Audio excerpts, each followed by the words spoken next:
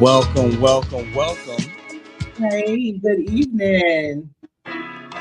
We are on episode 4, season 2. I think I might have put season 3 on here by accident.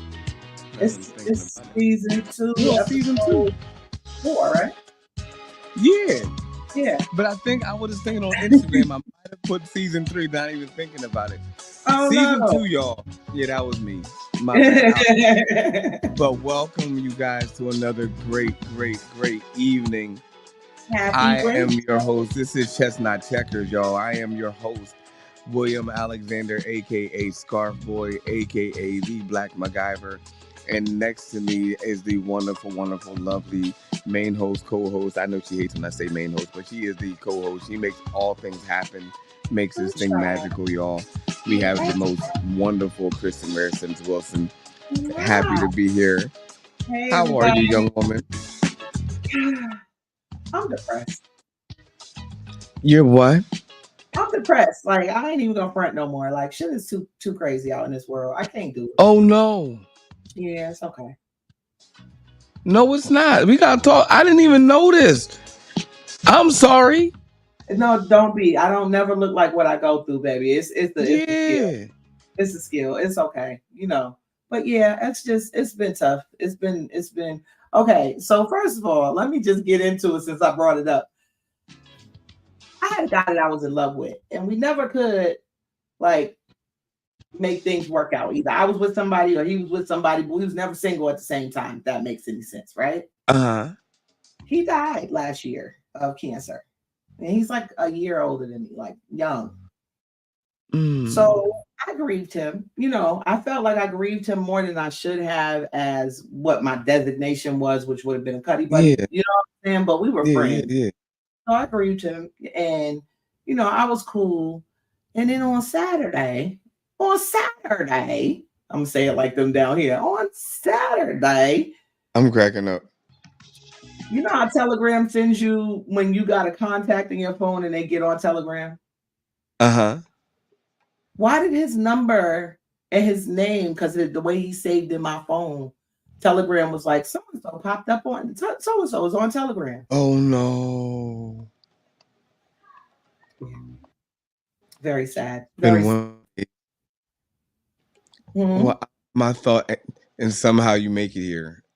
Well, my thoughts and prayers are with you. I didn't know. Like you just was like depressed. I'm like, what the shit?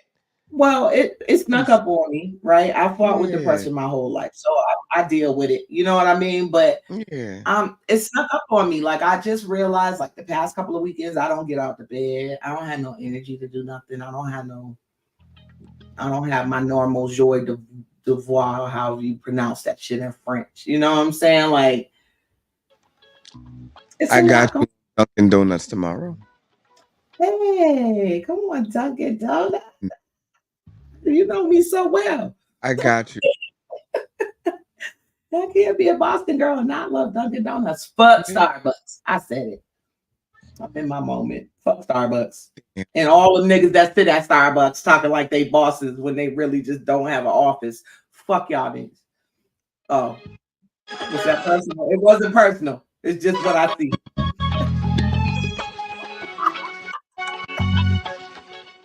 I'm in a mood. So just y'all, please forgive me Listen, from up front.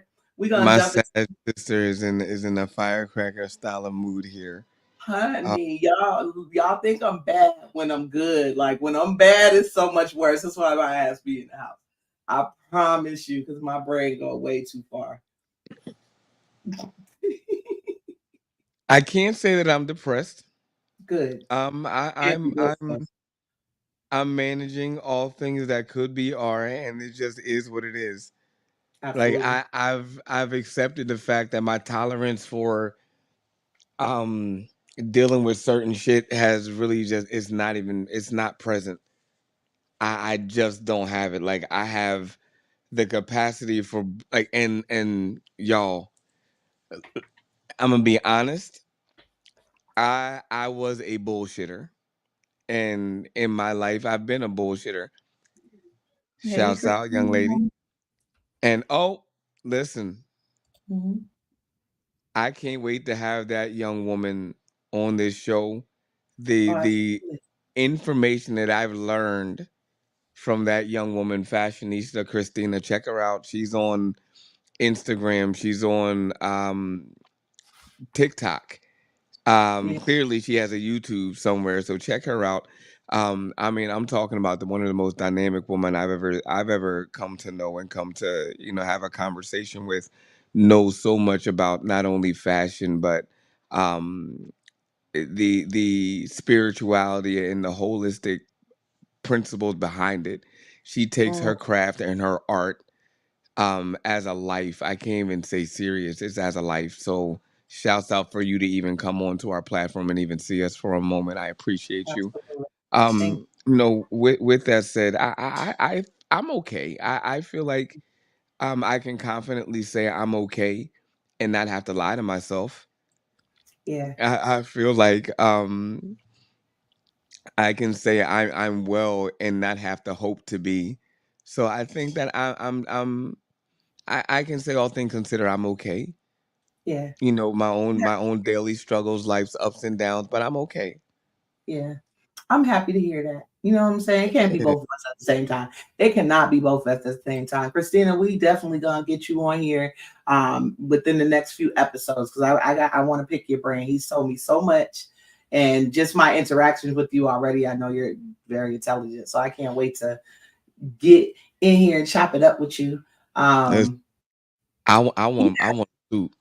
I want a few of them. I want to get measured from right here and right here and here down to here and just get measured and be like, you know what, this is gonna be done right. That's all I desire. And listen, I'm gonna rock that shit like crazy. But anyway, Absolutely, absolutely. shouts out, much love, and Um, we're going to move right along. We're going to go right into these current events, and we're going to get into our conclusion here. the current events this week have been weird. I just found out that somebody else had died yesterday. You okay? Yeah, I Don't just like don't do it. swallow Don't move. dust. Yeah, I hate that. Hey, Um, mom. hey mommy, I love you. So I thought he died yesterday, and I'm floored at the fact that these people died at the same time, and one of them just wasn't mentioned, like they wasn't just as famous as each other. Um, oh, thank you, Christina. Rest in peace to John Amos, the father from Good Times, the husband for Roots. What else was he in? He was in they was all in everything. The father from Coming He to was a former NFL player for the Kansas City Chiefs. Not too many people know about that. correct. He was Lisa's father on Coming to America, Mr. McDowell. Mm-hmm. Him and Mufasa, what's his name for real? James Earl Jones James Earl Jones. Yeah. were like inseparable. They really did all of their movies together. And how did we Yeah. know one died and we didn't know the other one died? Like that's what's crazy. The owner of McDowell's. The owner of McDowell's, honey. You're gonna take the Shouts smart. out. Shouts out to Mr. I got so many quotes from him. Like I don't even Absolutely. know where to begin. Oh my gosh. So shouts out to him. Shouts out to John Amos. And I don't know how this started Good playing again. evening, Rose. Yo, listen, y'all. Hey, boo. Um, Hey, Rosemary. StreamYard, don't y'all cancel us. Shouts out, No, hey Rosemary. no, Um, never cancel us. We yeah, they pay be y'all. always doing some Look, we dumb pay y'all shit. some fucking money. Y'all, You can't cancel us. We y'all just gonna pay mess for around. I say what I say and I mean it. Y'all gonna it. mess around and y'all gonna be like, hey. That part. Um, so Christina I has almost said look she toothless. appreciates my transparency. See, one thing about me, Christina, you'll get to know is that I don't lie about it. Like I said, I've been dealing with depression most of my life since a teenager, The and baby. I shut up. I um I'm more aware of it now to where I would much rather pinpoint it and get myself out of it quick at the start of the spiral than to let it go undetected because I won't take accountability for what I know is mine, which is my depression. And Hmm. so For those who watch us and who are also suffering, my heart goes out to you. I understand we live with it, we don't die with it. But just take care of yourself. Make sure you're in therapy. Mm, Or make sure if you're supposed to take medication, you're on your medication. Like, people don't mm, understand how important it is to take that stuff, because once it's not in your system, then it's all out of your control. And there is a chemical imbalance that they're trying to balance. So just make yourself aware, as much as possible, of what you can do and need to do to make yourself okay. Like, I'm okay. I'm going to work every day. I'm not curled up in a corner. But if I don't, you know what I'm saying? It right. gets sad. I'll do a better job at checking in. I'll just be like, she just hustling. But I am. And see, this is why I don't never look like what I go through, because regardless of whatever, I got four little people on the other side of this door that, Not facts. so I got to do it. And even if I'm an insomniac 8 nights in a week, I still got to get up and go and do and Yeah. Like, so. no. And I hear what you're saying, but even still, that checking is definitely necessary. Like, how I talk about, like, community assembly. Unfortunately, there's not enough hours in the day to check on everybody. But the least I can do, and I'll make it a point to do better. The least I can do is check on on our co-hosts. Like, are you good? Because there's Ah, been times, like, even the first season, there's been times when you were going and you just slid right in the joint like, hey, I'm like, hey, that's not well, I mean, I, okay. I present well, and it's not, I've been called a chameleon in my past, because you really Listen, wouldn't know.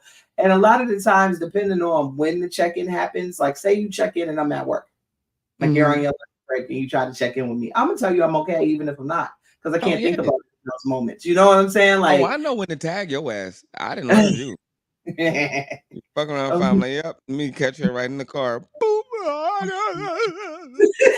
Listen, her little nose, her that nose turns red, y'all. I promise she goes from about what you 5'11". You 5'10". go from 5'11" to about 5'1". When that little nose turns red, is and I don't mean to make fun of her because, like, again, Oh, but she it's turns Rudolph. into this Rudolph little was a thing. You girl. just want to be What's like, those? I want to get on a step stool and give her the biggest hug. Oh, well, see, this is the thing. Like, because I can fight, so I'm confident, if that makes any sense. Like, I see people your boys. oftentimes, it was going too fast. It was going too He fast. I was like, know. blink. Oh, you see this? um, but yeah, I Oh. think because I present very confidently, I'm usually knowledgeable in the things I choose to speak about. Mhm. Um, and I can fight, so I'm not gonna back down from your bullshit. Ain't no, I ain't no bitch out here. Shit can go down. All the way. And so, and therefore, if we're not trying to be in the basement, people often get intimidated. And I Mm, don't be trying to intimidate nobody, but they often yeah. seem to mistake the fact that I'm a very sensitive and soft and fun, feminine individual. Like, yeah, I know what I'm talking about. Don't be mad because you don't. Yeah, I pay my own bills. Don't be mad because you don't. Yeah, I got a bag in my bag. My little Gucci bag over there got enough in it to pay for another Gucci bag, because that's what the fuck you supposed to do. But that, I'm not gonna Yo, be you so. ever seen somebody that actually like you? And I learned this late to watch out for women who got that same like Michael that same purse. That's all they carry, and they got Oh nothing no, else. okay, I gotta tell you the secret then. So you ain't even gotta watch out for Yeah, them in you gotta public. enlighten me. I told y'all. I told y'all if I don't have this joint rubbed out clean every day, and I'm not crying in my carpet like it's the sand to my forehead bloody, I will run into a hole real quick and think she a So housewife. I'm here, bad at it. please don't. I'm sorry. I will slap her and you. So what? Listen, yeah, don't. We done talked about this. Now we've That's had. why that's why I'm single. I don't fuck with nobody. I'm like, I Me don't too. trust Look, me you. too. It's You okay. look. You look like you about to do something stupid. So let me leave you alone. Well, see, here's the thing, and I the same way you don't know a hoe from a housewife, I can't tell a hobosexual from a nigga with his own spot. It's always the ones that really don't have nowhere to stay. They might make it look good to send everybody out for the night so that it looked like they live at home, but then all of a sudden they got to live here, and it's a problem. So yeah, Homosexual. what? Nope, you go right on ahead. You ain't never heard that before? Nope, I've heard it, but I didn't think it Not was a just thing. sprinkled in the conversation like, Jesus Christmas. oh yeah, Please, homosexual. can you explain to people what a hobosexual is? Absolutely, it is a noun of the American English derivative.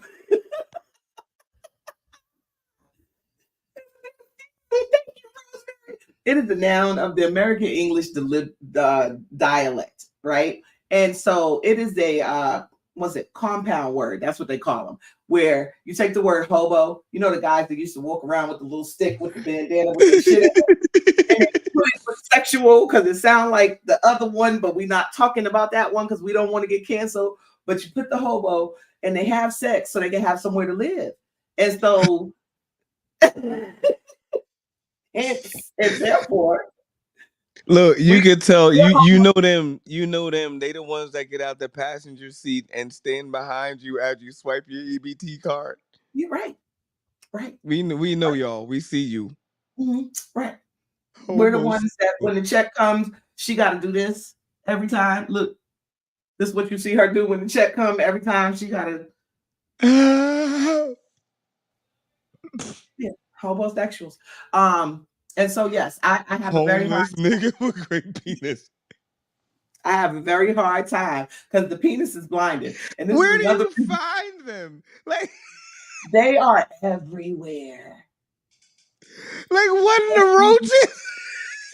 They're everywhere. Here's the problem, because like I said, Like you might think you think that they have a house because they've given their girl, a night off. They off with the friends having girls' night while you over there with him at his house that you didn't know wasn't his house because it's her you house. snotting rocks with at the baby mom house, not even knowing. Not even knowing. Damn. At the mama house. Shouts out to the He done gave his mama a date homosexuals. night. See, they're always on standby. Look, they live with people, but it don't be their house. And then a few months in, they just start spending the night a lot. And then the toothbrush comes, and then the underwear get left, and the socks and the t-shirts. And then the next thing you know, you got a Why whole it sound number. like a whole joint in your house? Huh? That's what they do with our house. Like that's what they. Oh. I didn't say homosexual had a gender. There's no gender to that. It's like Homo sapien. Let's say Homo sapiens then. What happens in the world? Oh my God. Yeah. Men, y'all do this? Oh yeah. Men? I'm listening. So is that what cuffing season, like part of cuffing season? Why the fuck would you think that it's romantic to call something that happens to you when you're arrested? I fucking hate that term. I Never thought about it. I really fucking do. Hey, Dev. So the gentleman Dev right here, that's my guy. I was telling you, Creators Kingdom. We the Bless. September, October edition is about to drop.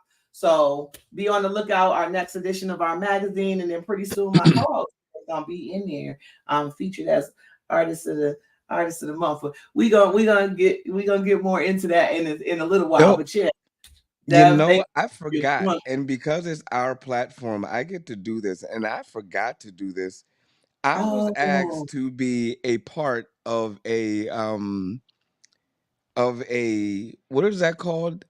A open mic, to be a part of be a contestant. I don't even know how to do it because I don't compete like this. But I was asked to be a contestant for a very big live music contest. Oh, nice. Like an American Idol style thing where you sing for the judges and yeah, I get judged based on audience participation. And I'm like, oh my God.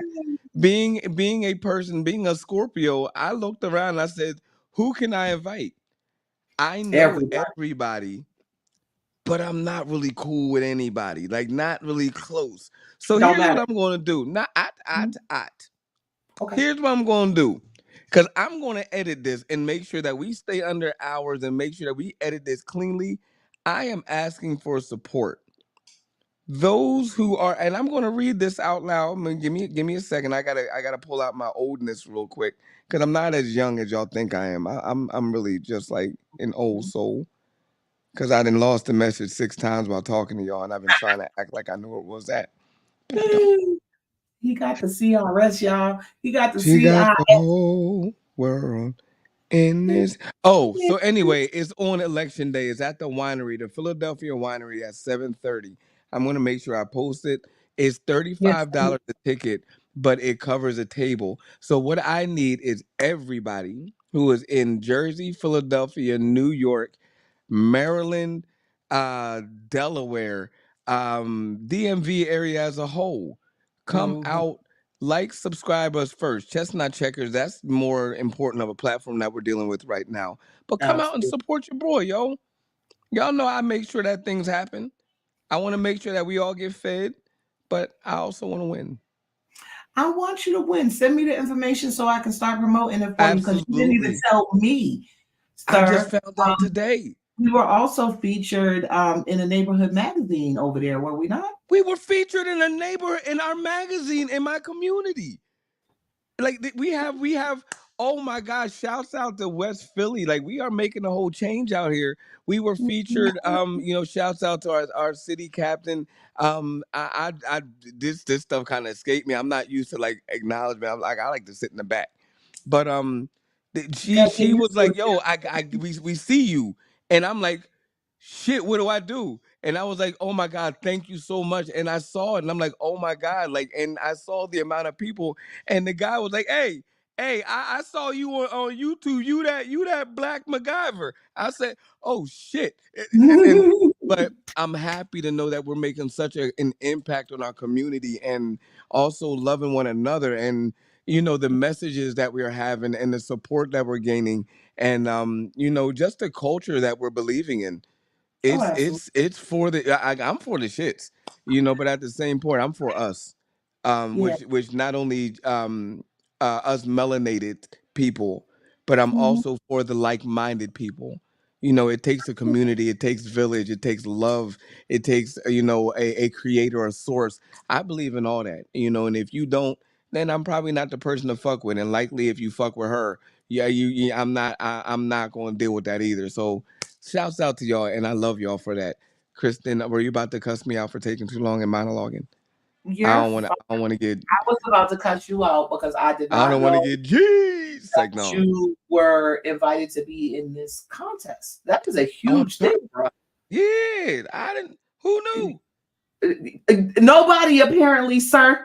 Like And I'm you like, just oh shit. said. We could definitely wait. Like, I But no, we're listen. in, we're in the front now. We're going to have these conversations and keep trying to build our community. Our community Yeah, is not about melanin content. Our community is about love and making sure that people walk through the world. We both have children, and hopefully one day we'll have grandchildren, and they should we be able to okay. walk through a better world than the one that we have to walk through. You know what Mm-hmm. I'm saying? Like the reality of the fact that there's been like a chemical fire going on 40 minutes up the road from my house for the last 3-4 days because a whole fucking laboratory just blew up out. Nobody knows what caused it. And there's literally like a rainbow, different color smoke from the different chemicals that are burning for the last 3 days going into the air right now, 40 minutes from my house. That's wow. I want to give a better world for my kids. I want them to be able to walk through the world and understand that they can have a conversation and express themselves the way I tell them it's okay to do. You know what I mean? Absolutely. It's Yeah. hard to raise bluey kids when all these kids is loving hip hop kids, and my kids are 7, so they should be watching Bluey. There's absolutely no reason why I gotta wonder who's doing what, and it be the kids. It be the little kids. Mm-hmm. My daughter walked in today after school the other day and told her teacher, a grown ass man, that her sister, her older twin, had piss poor attitude. And I Wait, said, well, wait, wait. Say what? What? Yeah. Right. I don't even Not say my that. baby. She said what? She said, yeah, Miss Cameron, your baby. Told her teacher that her sister had a pissy attitude and she had enough.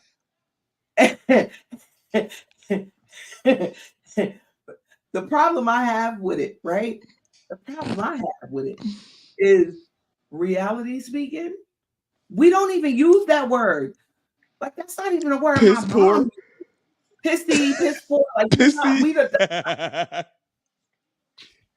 don't Stank. even use that word. Right. Mm-mm.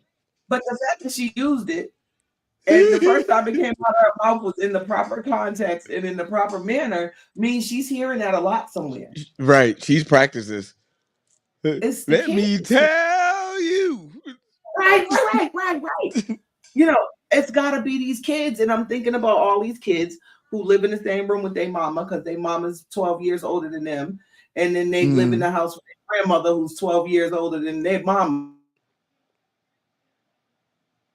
Looking crazy. And all of them is the discussion that has to be had when we have 12 generations of 12-year-olds in the same house. Mm-hmm. Because how the fuck is a bitch working McDonald's drive-through hair and nails laid more than mine, and I'm making decent money out here. Well, shit, we might as well get into it. Like we about slide on it. Listen, first of all, Before like we and get into it, subscribe. forgive Chestnut me, y'all. Checkers. She you see, she triggered. We about to get. Forgive me. Father, forgive me. But I swear we haven't talked to each other like truly and really connected. So since last week. excuse our youthfulness and our exuberance, y'all. We're on TikTok, Facebook, Instagram, YouTube, Instagram. YouTube. We got an email, so it clearly is Chestnut Checkers. Like and subscribe. If you're on Instagram, take your asses over to YouTube. I'm trying to tell you, get a much more interactive experience. Everybody's over here. If you're on Facebook, we appreciate y'all. However, if you can, over to YouTube. If you can't, then we get it. Stay on YouTube. We'll still crack up. We can still see y'all. But the Mm-hmm. interactive experience and and where we're trying to get our um information source so we can get our following up is on Mm-hmm. YouTube. So if you Right. like us, Oh, follow us and on on YouTube. Instagram, all my Instagram girlies and fellas, please understand that we are not ignoring you. We are No, actually running and producing a show right now, and the Instagram comments don't come through to our StreamYard page. So please move on over to YouTube or Facebook so that we can see what you have to say because it's very hard for us to keep up with live comments on Instagram and and still it's going be to end in 32 minutes. right. Well, they did us pretty good last week. They We got did. yeah. They did. I'm gonna give them their credit where credit is due. What was that? I heard it too. Siri Oops. talking to me. Sorry, I didn't sit. Shut up. We ain't going nowhere. Anyway, right. But Yeah. go ahead, Chestnut Checkers 89. Like and subscribe on YouTube. We are there. Absolutely. We are rocking out. We're enjoying, but we appreciate y'all. Mhm. Devin Machiavelli, Rosemary. We appreciate y'all. Those that we can't see, Fashionista Christina. We appreciate y'all. YouTube, Facebook, we love y'all. Instagram, we love y'all. But we're not done yet. Listen, West Philly, we love y'all Look, out there. Boston, we I love see y'all. you. Atlanta, we love y'all. Hey, tell them I'm I said cracking up. Yeah, Kristen said that. She said, "Hey." I'm cracking. hey. I'm cracking up. I But love it. nonetheless, I'm enjoying the moments. And if you do love us, just make sure again you like and subscribe. But other than that, I don't know if we should continue to go into the current events. We still got one that's major. I mean, Do you want to yeah. talk about the Cardi B? No. Let's rewind. Let's get him out the way. Let's get the take that himself. Ooh, Dylan. you either gonna be on right or you're not gonna be on the right. Dylan. Okay, so the prosecutor has spoken up today because so many people are asking for the list of the co-defendants in this trial. And what he made very clear is that he ain't with the shits. He ain't doing nothing y'all told him to do. First of all, he hard-headed, but it's cool. He said there are no co-defendants. This is a RICO trial, and therefore every person that we are charging is going to be charged separately. In this specific trial with Sean Puff Daddy Diddy Love, whatever fuck his name is today, Combs, Take that. there are 120 alleged defendants, alleged abuse victims. And me too, Christina. Look, me too, but it's coming. Listen, I just found this out. You give me about a good 6 hours. I'm gonna find that list.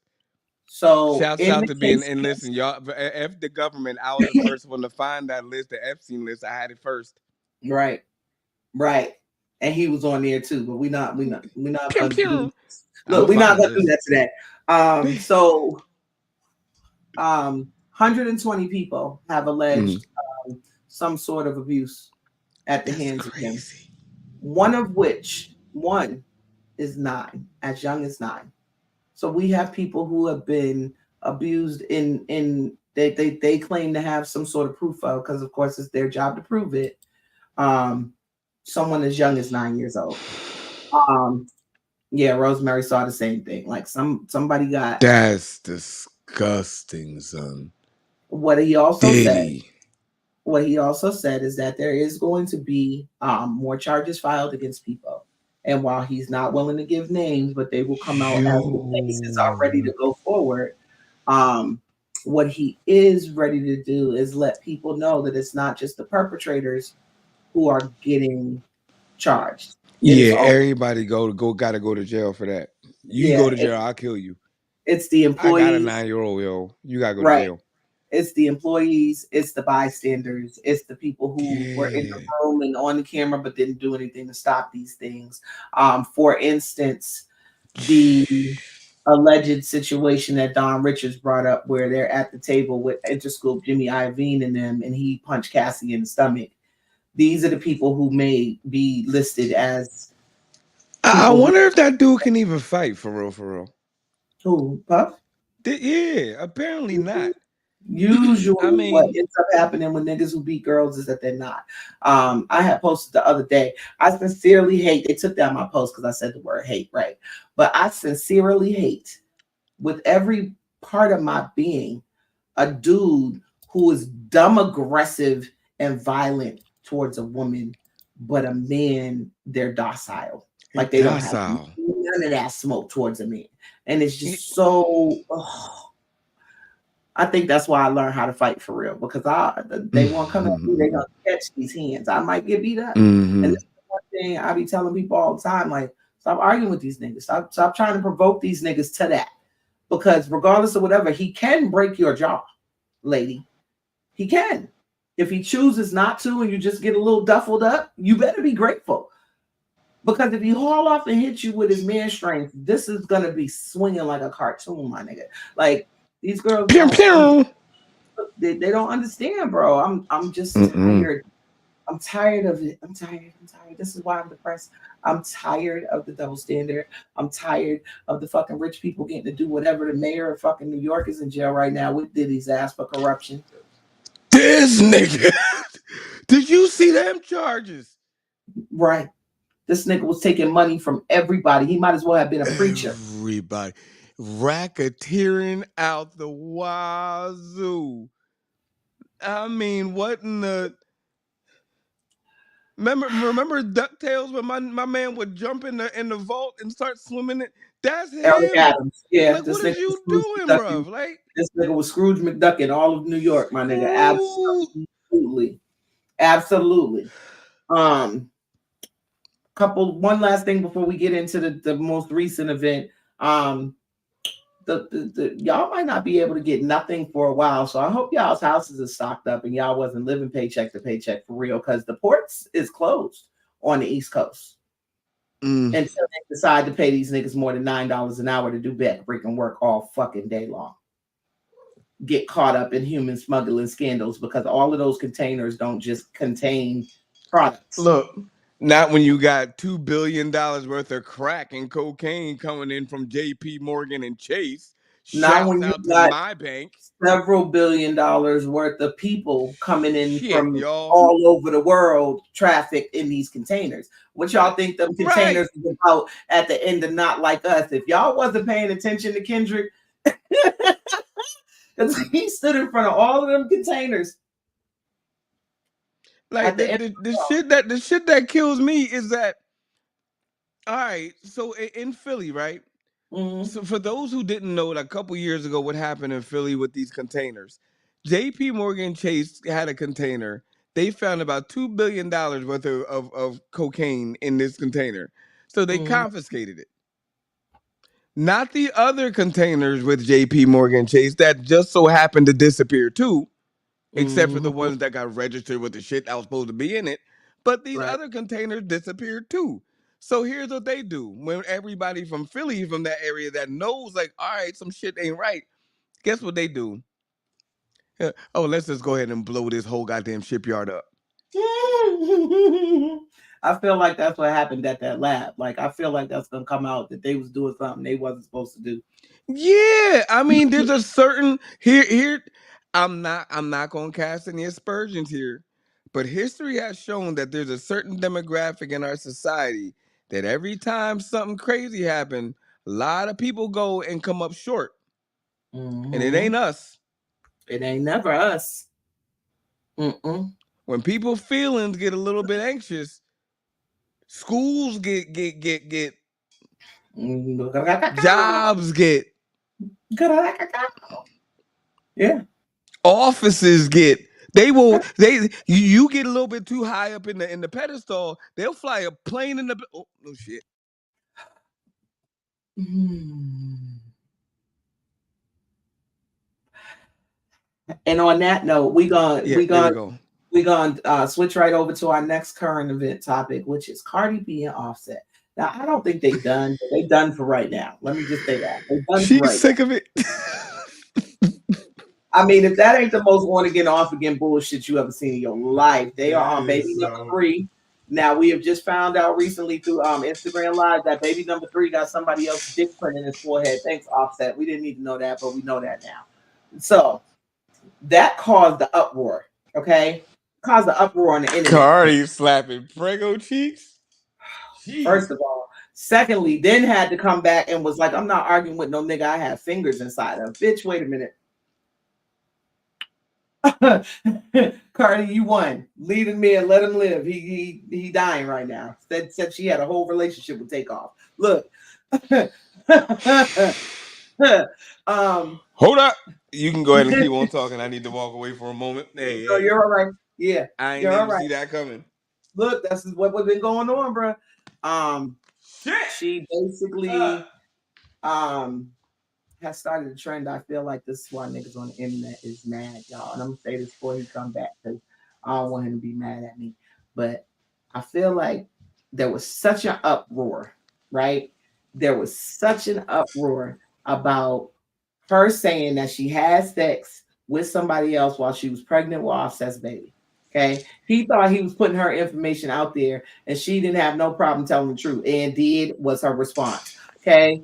And so when he put that out there was such an uproar on the internet where men are feeling like she is the worst type of woman in the world because she would allow another man inside of her while she's pregnant with the next man's baby. But wait, I don't feel like that's why y'all are mad for real. Men, hear me out. Listen to me, babe. Come here. Oh shit. I feel like y'all mad because y'all know that these ratchet, low cost BBL wearing bitches that y'all fuck with do anything her and Megan Thee Stallion and them do. And so now that is trending that she was fucking somebody while pregnant, y'all know that bitches know it's okay. And so now you got to worry about that happening to your child.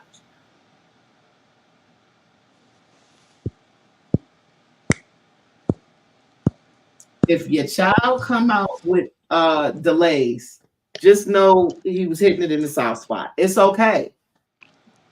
It's okay.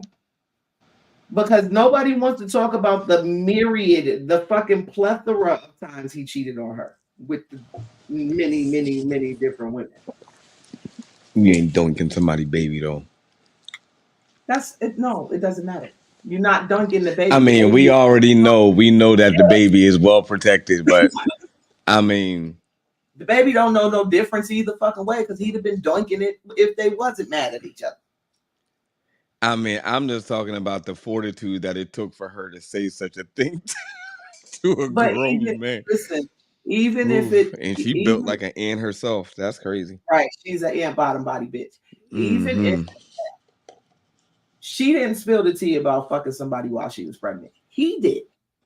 He went on her live and said it in her comments. And her response was, and did, because you're Yeah. not going to try to get one up on me in the argument when you 100% wrong. So if we spilling all the tea, let's spill the tea. Because I don't know no nigga that don't think a bitch is getting back what they get back with the get back when they getting out with what they getting back. We really Like supposed to you didn't you was smashing mans though, like the homie. Well, Cardi. I'm grown. I'm single if you out here acting single. Like I feel like in my mind, right? And this is where I'm toxic, y'all, because I'm toxic as fuck. I'm sure y'all see it.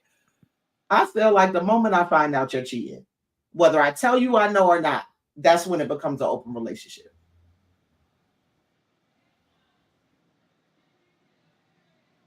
Oh hell. And the bad part about it is we do it better. I'm here to admit it. For all of these hoes, Listen, gentlemen, we do it better. it's time to break some curses here and Yeah. provide truth. I'm a living witness. They do it better. Mm-hmm. Y'all would never know. I've been a victim and I've seen it on a third party tier, and I've watched them watch me tell. They showed me how they about to do this shit, and I watched them do it, and it's Mm-hmm. like there's so much I don't know, and there's so much that I don't. There is there, you don't want no smoke, y'all. I'm just saying. Men, men, if you know that a woman is quiet as it's kept, a woman knows how to keep their mouth shut, and you're doing dirt, Mm. and they know you're doing dirt, what do you think they're doing?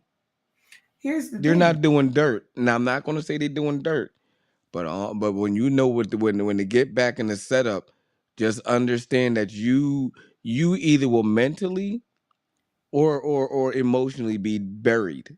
You're going to be in the dirt, and it is not going to be pretty. Not in this society. Like remember those stories about the milkman and the serviceman and the postman from back in the day when y'all didn't know y'all do y'all know about that? Those were prevalent stories. Okay. But that wasn't the only story. The delivery men was getting all the pussy. Let me just say that. Because they was showing up while y'all was at work, right? And getting it in for a few minutes while they was on their route, right? Then on top of that, I don't know nobody's grandparents that don't have another family up the street. Didn't It's the nobody story. It's the right? story of the 50s and the 60s. I'm trying to Look, tell you, didn't like nobody now, and it was the 50s, 60s, and a good portion of the 70s.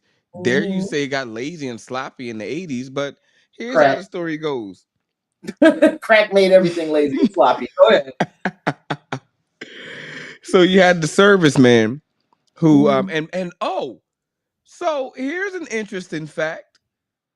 Back then, they didn't even use condoms. So you know who had the closest access to condoms? Bartenders. That was Mm-hmm. it because they use rubber gloves. Mm-hmm. But that, like other than that, they didn't use condoms, y'all. Like coat hangers. Like it was coat hangers and whatever. Mm-hmm. Woo. You go on some of these Man, houses. They listen, got a man. kid with every hair color and eye color in the house. Don't none of them kids look alike, but they all this Sandy color. brown hair with a soot black daddy. Oh, and now that we Listen, look, now that we brought up the genetics of it all, let's get into the epigenetics of it all because it really starts from there. you It old starts. disintegrated chromosome. The hell are you doing here? But yeah, And so here I'm sorry, and we're in it now, y'all. We in the thick of it. So yeah, here's where our generation, our Gen Z, Gen X, Gen Y, what's the other we just ones? X. Millennials. Well, Y and millennials is the same. Whatever we are in Hey, from the 80s, boo. from I would say, Hey, hey boo. Lavania. So I Oh, would love say you. from about 70, 75, 76 to about, and I'm gonna be fair, 1989. Yeah, that's X. I can't say y'all 90s babies, y'all built different. Y'all not built like us 80s babies. Y'all may think y'all Those is are, the millennials. but you Nah, those is not the built like millennials. us. The 80 ask the 89ers, they barely survived. Y'all not built like us. We built different out here. So to the point, we understand that there was a milkman, serviceman, and the postal worker. So the servicemen, they would Mm, get their rocks off because they got PTSD around that time. You remember the Gulf War and da da da da da. And some of them already fucked up from Vietnam, so they didn't going back and about to fuck they shit up even more. So they just about to go in, mm, pop off, bow, bow, bow, bow, bow. They back out. So here's what comes in. oh, Here come the postman. Postman like here comes some free John right here. So they don't. Here come the milkman, his clean white suit and the black bow tie. He fresh as day. Bite his lip. mm. Got that milk. Bow, bow, bow, bow, bow, bow, bow. Don't nobody know who the baby is. So here's what the woman will do. And I promise you, I heard this story happen. This is a true story, and I'm not gonna say who it was, but I might. So Mm. just bear with me, y'all. So so they go down to the bar, right? So they go to the bar and they drink their worries to death, thinking that they're pregnant by one of them three people. So the bartender gives them the drinks, da da da da da, and they do what they have to do. And they think everything is okay, and they go through and they say, "Oh, well, I got my cycle, so it must be all right." So Right. they say, "Oh my God!" So not realizing that they've been Oh my sharing God. all their time with the actual bartender. Guess who ends up being the daddy? The The bartender. bartender. Hmm. Yep. It's the bartender. It's crazy how it works out, but yeah, like this is just what it is nowadays. And we laugh, but I grew up in my grandmother's house, y'all, Hell and yeah. he died in not was it? It had to be 95, 96, something like that. 98, right? No, yeah, 95. Sorry. Died in 95. I was born in 77. I lived with her from 79 till 95, except for Mm. 3 years in the middle, right? We had a milkman. You finna sneeze? Bless you.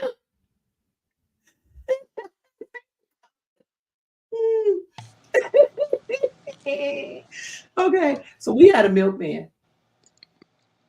We had a hood truck, hood milk, deliver us milk, butter, eggs. He gave us a cat one time. This thing was always at our house, He right? gave you a cat. Yeah. He took a cat. He took a cat from one of his other people that was on his route because the little kid, the little mayonnaise monster was burning the cat's feet. And He deserves better. Give me that let me get motherfucking this cat. You motherfucker leopard spotted little shit. You cat. disintegrated chromosome. You pass it over your goddamn mutt. We had a man that would come and deliver foil and saran Ooh. wrap and Crisco, like just kitchen supplies. We had somebody that would come from the kitchen supply place and she, Oh she my had gosh. she had a boyfriend, but then she also had a chauffeur. She had a nigga who she would call. She never drove. My whole life she never drove, but she never had to take the bus. She just called Mr. Britt up, and Mr. Britt would be there in about 10 minutes in his Burke and take her wherever she needed to go and sit outside and wait for her in the front of wherever she was until she came outside. My whole Mm. This is how I know what you're saying is true. Because this shit was going on in the 90s. Hell yeah. Like this is we was getting fresh eggnog from Hood every Christmas. Shouts Fresh out to the eggnog. out. So people always laugh like PTSD and this and that and the third. Like when I first got diagnosed, I say this story all the time. I got diagnosed with PTSD for under the guise of, well, you grew up in a war zone. Because the 80s Hood was a war zone. I was mad. Like when I tell you, I never wanted to smack somebody. Like I'll fight you, but this open palm smack you, like disrespect you like that is not. I wanted to smack that man when he said that shit. I'm cracking up. Because how dare you? Like this is I got a good childhood. I'm well taken care of. My grandmother got a J.C. Penney account. Like we good. Like, listen, Woolworth, Finger Hut stuff, all kinds of decorations and Finger Hut. Yeah, we all had a fucking account in Finger Hut. Oh my gosh. Value City. Mm-hmm. Right, Caldors, Woolworths, Bradley's. Yeah, Bradley's. Yo, so here's the true story. My mother, and my mother was by no means a single mother. They were married for 43 years before she passed away. Hey, Hess. My mother, we was acting a fool. We were playing hide and go seek in Bradley's. My mother, knowing that she couldn't afford this pocketbook, but it was genuine leather. That's how I know you from Bought this pocketbook, huh? You said pocketbook. You from the Yeah, East Coast? it was a pocketbook. It was one with the detachable strap, so there was a real pocketbook. So she bought this pocketbook, and the clerk, and we met my sister and I. We kind of saw what was happening, and we was like, oh shit. So we got real close, and we was like, all right. So if mom starts swinging, she bought the pocketbook and detached the strap from the pocketbook. Started tying fire to our asses. Now we got the leads because we was close, but my brother was the one that was like still catching the end of it. So she whooped our asses, and then took him in the back in the dressing room and finished him off, and then returned that pocketbook. Yeah. That lady never gave her the receipt and gave her change back and said, "You have a nice day, man." We was all like, see, we don't have that anymore. Look, I want to see y'all parents push them kids in between the clothes and whoop the shit out of them like we used to get. I don't care what you say. We don't have that anymore. I never in my adult life, I want to say since 2000, seen somebody get yoked up in the store. Why? My children know better. I wish you would act the fool in this goddamn store. If I see a parent healthily yoke up their child in the store, I promise if it's at Target, I'm gonna honestly put a good portion of my funds down on your groceries or whatever your items are. You need to be celebrated. Because ain't no way. If I see this lady in Walmart fall out and have a tantrum with him, the way the boy was looking at her, like, bitch, what the fuck is wrong with you? I said, good for you, lady. Take your power back. Because this nigga look a mess. Good for you. I got so angry when the government stepped in and said people can't whoop their kids. Because now you got parents scared of the kids when it should be the other way around. Now, I believe that there should have been some sort of intervention. I mean, we 80s was a dangerous time. Like I really wish that more people were to speak about the true essence of the 80s. And we lived through a whole traumatic time in the 80s. Like y'all, life changed. Like the way we thought about life. We went from just learning penmanship, script, all this stuff, and then we were introduced just like that to modern technology. Baby, the moment cable came into your house, cable TV was the switch. It was like 84 when black people started able to get cable TV. And everything. I remember having the old suburban brown box with the red numbers. No, the box, the TV show, the channel you switch it to, and it will play the videos. You could call it and request the video. Yeah, the box. I remember that. I thought you was talking about the cable box. We No, had yeah, the chip. yeah, we had We had an cable box. uncle that was. We had the uncle that had the hookup. He worked for the Suburban Cable John, so you give us like the hot boxes. Yeah, that was Yeah, before I knew otherwise you get the channels what y'all where was it just talking looks about on like channel this. 95 and 96.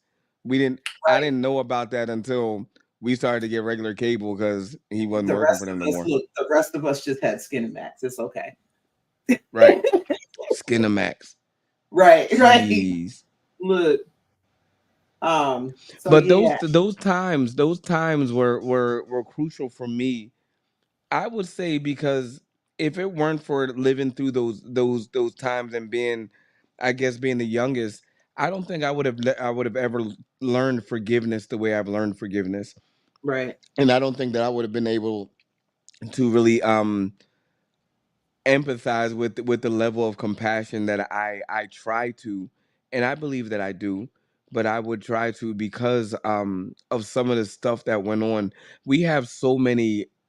I don't want to call them genetic or generational curses, but I will say we have so many hiccups Hmm. in my lineage that it has a lot to do with forgiveness. Mm. And when I look at a lot of families and even ones that, come to my door and have, conversations, I won't say consultations because of semantics, but when we Hmm. have dialogues, they all tend to have the same unique issue, which is lack of communication and lack of forgiveness. Like to be able Okay, to say you so and to go ahead.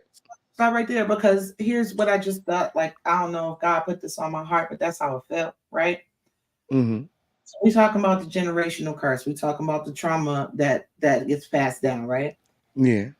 We never learned forgiveness. Us latchkey kids, Generation X, we never really learned forgiveness Nope. truly because we were forced to walk around like y'all niggas wasn't beating the shit out of us.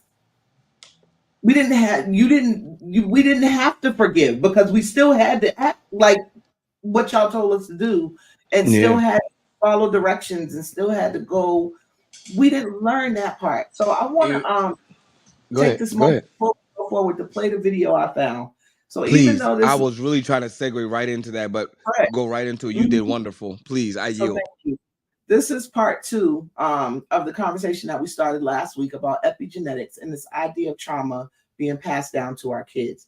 And I was going to play the same video from last week where the guy was pouring the Kool-Aid, but this video popped up on my timeline today. And I just want y'all to be a part of it with us because it says so much. So let me get that going for y'all. So crazy because some parents would rather live in denial than protect their children. Sometimes the oldest child get the shortest end of the stick because we got a version of those parents that y'all never seen. So now the brother and sister feeling like, oh, you're disrespectful. Nah, bitch, you don't know her. And I got treated way different than she treated you, motherfucker. And now that we old, she walk around like I'm the problem child when she failed me. Sometimes the first child is the child that a lot of parents failed and walk around with their pride so high and can't come back and apologize. And they play like they don't know what they did to you, why you're so angry, why you're so hurt, why you so broken. It's because you did it. And then you still come around me and act like you did nothing.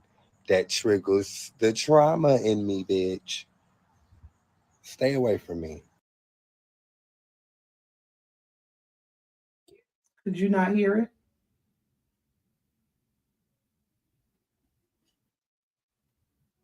I can't hear you.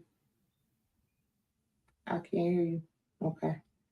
But yeah, y'all. So I wanted to play that video because I felt as though it was a good segue into what we're talking about, which is the trauma that we receive throughout our life and how that passes down to the next generation. Um, while we're waiting on William to come back from his technical difficulty. There you are. Right. I'm glad that it was coming through my phone and I could hear something. I'm like I couldn't hear through this. But Oh, I'm sorry. yeah, no, it wasn't you. Go ahead. I muted myself so I wasn't, but I didn't know you couldn't hear it through your ear. But No, it's anyway, okay. what I was saying was just this idea of forgiveness that we all have to accept at this point. Mm-hmm. Um, but a lot of us in our generation can't really fathom what it means because we weren't even allowed to come to that space. We weren't Mm-hmm. given a space to say this is wrong. Mm-hmm. Children were to be seen and not heard, Yeah. correct?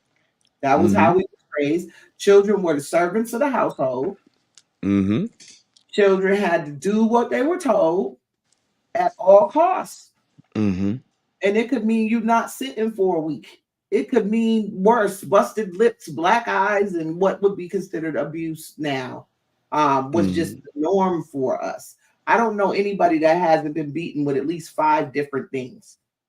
Listen, I mean, and the fact that we're able to laugh about it is that in and of itself is kind of like it's a problem. But I get it. Race car tracks, iron cords, brooms, pots, the flat end Look, of a knife. Like spoons, like parents belts. back then Yeah. would make up stuff to beat us with. I got beat with a wet towel before.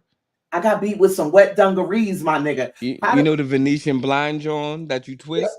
Oh, that's the worst. Mm-hmm. No, nothing is worse than getting beat by your grandmother with a switch.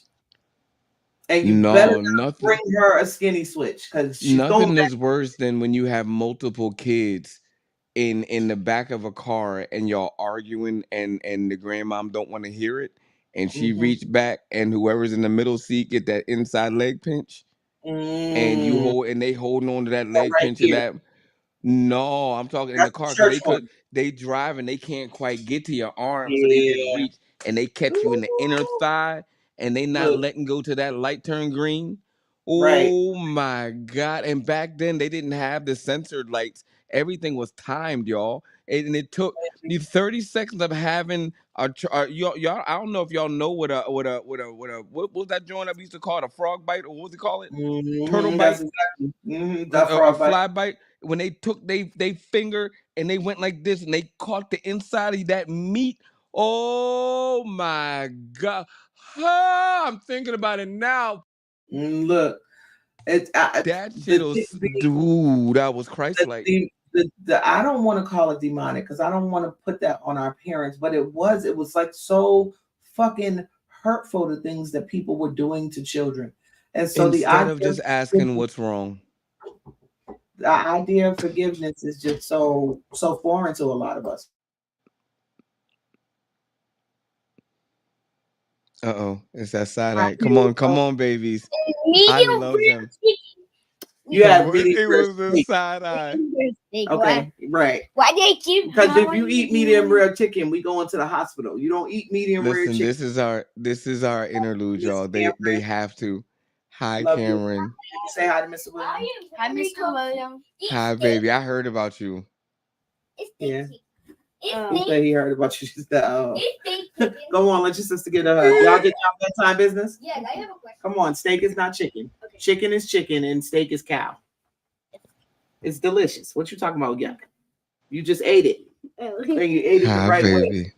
I did. Medium rare, medium is good. That's good steak. Your There sister you did a go. good job. And you had to have small bites and cube well. Yeah, remember when you get to be an adult, right? And you go on a date. If he orders his steak well done, it's a red flag. That's a trauma bond. Huh? You can't eat well done. You shouldn't eat well done steak. It's not good for you. Okay.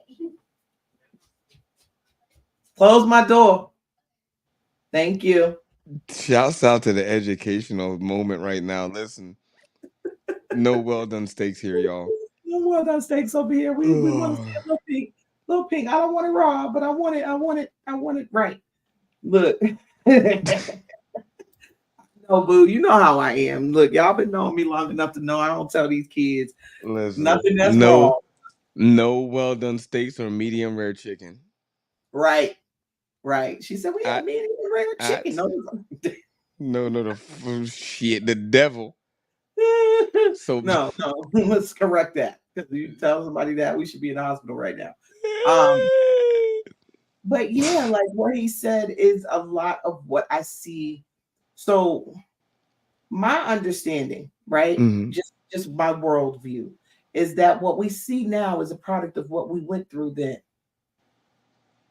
We talking Mhm. about Cardi being Offset and all of this. We're going through this now because women are tired of having to be pushed into a corner for her man to feel important. But there was Mm. never any communication. There was no communication between husband and wife other than get this done. There was no communication between parent and child other than get this done. And I Mhm. understand that, and I had to explain this to my coworker. I think this was earlier today. Like when you really look at it, I was raised with my grandmother, right? Mhm. Her grandmother was a slave. When you really look at you see what I'm saying? Like her grandmother was a slave. Her father was a slave. Dog. So it's not that we're dealing with in the 80s, the generation, the not the Xennials, but the actual core generation X kids, those late 70s, early 80s, where you was raised, not when you was born. Anybody born in the 70s, early 80s, though. We're Ooh, they dealing don't know. right. We are dealing with what it would be considered the epigenetics of slavery because they were Mhm. whipped anytime they did something the master did not like.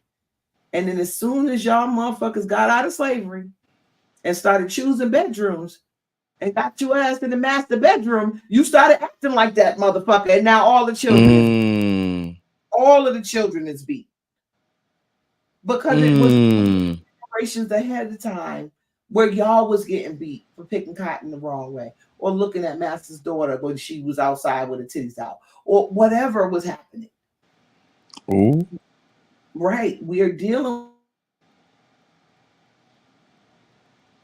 with this is what epigenetics is. You cannot, we are our children to say, I don't want to beat you. It didn't work for me. Let me try to find a different way. But on the other hand, we're all very rough. So we don't know no other way. Hostile as a motherfucker, ain't we? So when that man in the video said the firstborn kids catch the imperfect parent, Mhm. they catch the parent who doesn't know what the fuck they're doing for real because not only were we not talked to in a way to understand us, we were also not given any understanding. Mm-mm. I didn't know that your milk don't come in when you first have the baby. Like I thought the baby comes, the milk comes. So me and my ex-husband were literally with my oldest up for like 4 days straight because she wouldn't stop crying because she wasn't getting no milk. Hmm. And now I'm stressed out, and that's making it even more gone. Not even realizing that stress is fucking you up even more. Correct. Mm. You see what I'm saying? So it's like these are the things I remember waking up on my cycle the first time. The first time I ever got it, thinking somebody robbed us and stabbed me. Because I just woke up in blood and nobody had ever told me. Mm. But then here's the trauma of it all. Not only did I wake up thinking I was stabbed, because I'm in pain in my stomach and there's blood everywhere, right? Mm-hmm. Once they did find out what was going on and calmed me down and got me cleaned up and whatever, I got to listen to y'all laughing at me on the phone because I don't know. And calling you every foul name in the book. Look, this stupid bitch. You This stupid little bitch idiot. out Yeah. here. I remember when I got my first tattoo. That man, my senior, I'll Mm, just say it that way for lack of yeah. senior. He didn't know. Like I had my first tattoo. I was. Oh God! When we first went overseas running track, I was like 15, Mm, 14. But over where we were, it wasn't a thing. So it was never a conversation about my sister. When I was about 15, my sister was 17, turning 18. My brother was 16. So it was never really a conversation about tattoos. Right. Right. They said that it's something that we all wanted to do. My grandfather had stuffed money in my shoes because Mm-hmm. he went off to do his thing. You know what I Mm-hmm. mean? So I was like, okay. I used my little $25 and they engraved. It was a Chino Jamaican gentleman. Nice. He engraved a symbol in my back, Mm-hmm. and my dad and I don't know what. And the God's irony was all of a sudden my father was tripping out about tattoos. Nobody in my brother, my sister didn't get any. He said, "If I ever see anybody with a tattoo, I'm gonna kill you." Bah, bah, bah. I'm like, Mhm. oh Oops. shit. Right. So I was like, my slick ass held and kept this tattoo. Now, mind you, I didn't got kicked out. I didn't came back from college. Just this is like a 5 year span at this point. And I Mm-hmm. just came back because they were having a cookout, and they asked me to cut hair. Look. My father was still about if I and I had heard him say this, but it was so hot I wasn't thinking about it. So he decides he's like, if you know what I mean, I don't put no tattoo, da da da da da, but they're looking for ketchup in the microwave, and then we had a bathroom downstairs. And it's right by the kitchen. They couldn't find the ketchup in the goddamn refrigerator. It's not like the refrigerator was some stainless steel whirlpool bitch that you can lose shit in. It was we were broke. We Mm-hmm. had a typical, and I'm like and I'm looking at the goddamn ketchup from the bathroom. I said it's right there. And I got so frustrated for that moment that I had forgot that's about 6 years ago at that time, at that point. I had gotten Mm-hmm. a tattoo on my back, and Yep. I pointed and I'd gotten to the refrigerator and I'd pointed and I went to reach. Next thing I know, I felt a hand on my neck, and this man was trying to kick me into the refrigerator. Mm. Now, he would have been successful, but there was a pot of ribs that were keeping me from folding into the refrigerator Nice. and he's calling me every foul name in the book because I decided to get a tattoo. Yep. It wasn't like my grades was bad, Right. and I had a bad moment, but I was doing all right. I was excelling in track. I was doing what I was supposed to do, and you're choosing. And I understood at the time he didn't know what to do because his youngest son. We had a conversation about this later in life. He was like, "I didn't know how to handle you. Like you were rebelling against everything." He was like, "I want," and he's a Capricorn. He likes control. Mm-hmm. He's like, my mom was a Capricorn, my dad was a Capricorn. I'm a Scorpio. No, you're not going to have that type of control. And he was like, I didn't know what to do, so I panicked and I told you to get out. I didn't know you were really going to leave. Right. Right. Now, and it's like and every time we meet now, because again, that has been from my angle, I thought that he just didn't like me. I thought that but I didn't know that that I was in a part of my journey that he was like, I'm scared because I barely made it out, and you just like, well, I'm for the shits. Let's go. Right. He Right. didn't know Right. what to do, so he thought he could beat it out of me, and he was like, Yeah. at some point, I just threw my hands up and gave you to God. But this is where it all falls down. Like one of the things that I honestly like made a promise to myself. You know Mm-hmm. how in the last year, beginning of this year, it was all about be his peace, be her peace, that Mm-hmm. bullshit, right? I did make it a point to understand that peace starts in the home. You cannot be a peaceful person outside if, in Mm-hmm. fact, you live in a war zone in your home, right? Mm-hmm. And Mm-hmm. so I make sure that anything that is detracting from the peace in my home gets removed immediately. Sure. Okay. Um, so I understand from the parent side of things his point of view. I understand our parents' point of view now that I'm a parent. Mm-hmm. I also understand that there were certain things that y'all thought was working that was just really annoyances to us. It ain't do shit. It ain't do shit because we still went outside and did whatever. And the real difference between now and then is not only could our parents beat us, but everybody that knew us. You ever been Anybody beat up the block? Yes, this was where I was going. Everybody that had known you, knows your mom and them, call out your name when you in the store. Hey, baby girl, tell your mother I said. Them people, Yeah. where they found you. So you had to be creative and still get outside and do your shit. When the ice cream man knew your family, like those are the years. Look, Golly. and because we were raised to respect our elders, whether it was 1 minute or 100 years older than you, you let your older cousin catch you at the park doing some shit that they know they would get in trouble. Here's what's crazy. Let me finish it because I'm starting to laugh. They know they would get in trouble for see you doing some shit you wasn't supposed to be doing.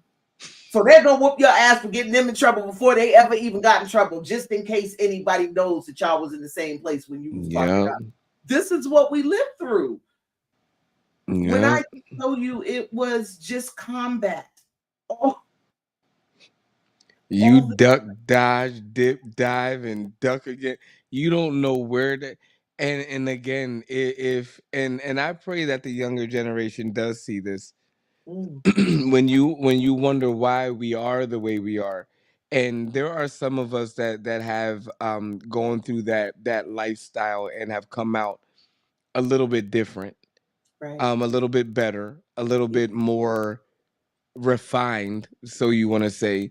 But there are some people that just don't. They're like they just scattered like shit. But and the reason why I bring those two differences up is that, you know, Kristen and I we're just a few years apart, maybe less than 4 year, 5 years apart. However, our journeys, and I've been more centralized. She's been pure, but our cultural and our generational culture is much the same.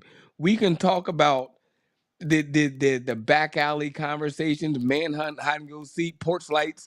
There's certain songs that I'll sing, and she know what it means when we sing those songs, those late night hours when.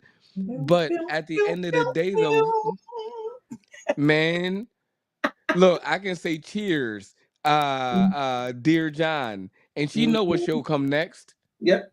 Why? Because we knew. Now I gotta think about it. Now you got me thinking because if you don't say Night Court, I will fight. Okay, because the song was playing in my head and I couldn't remember the name. Look.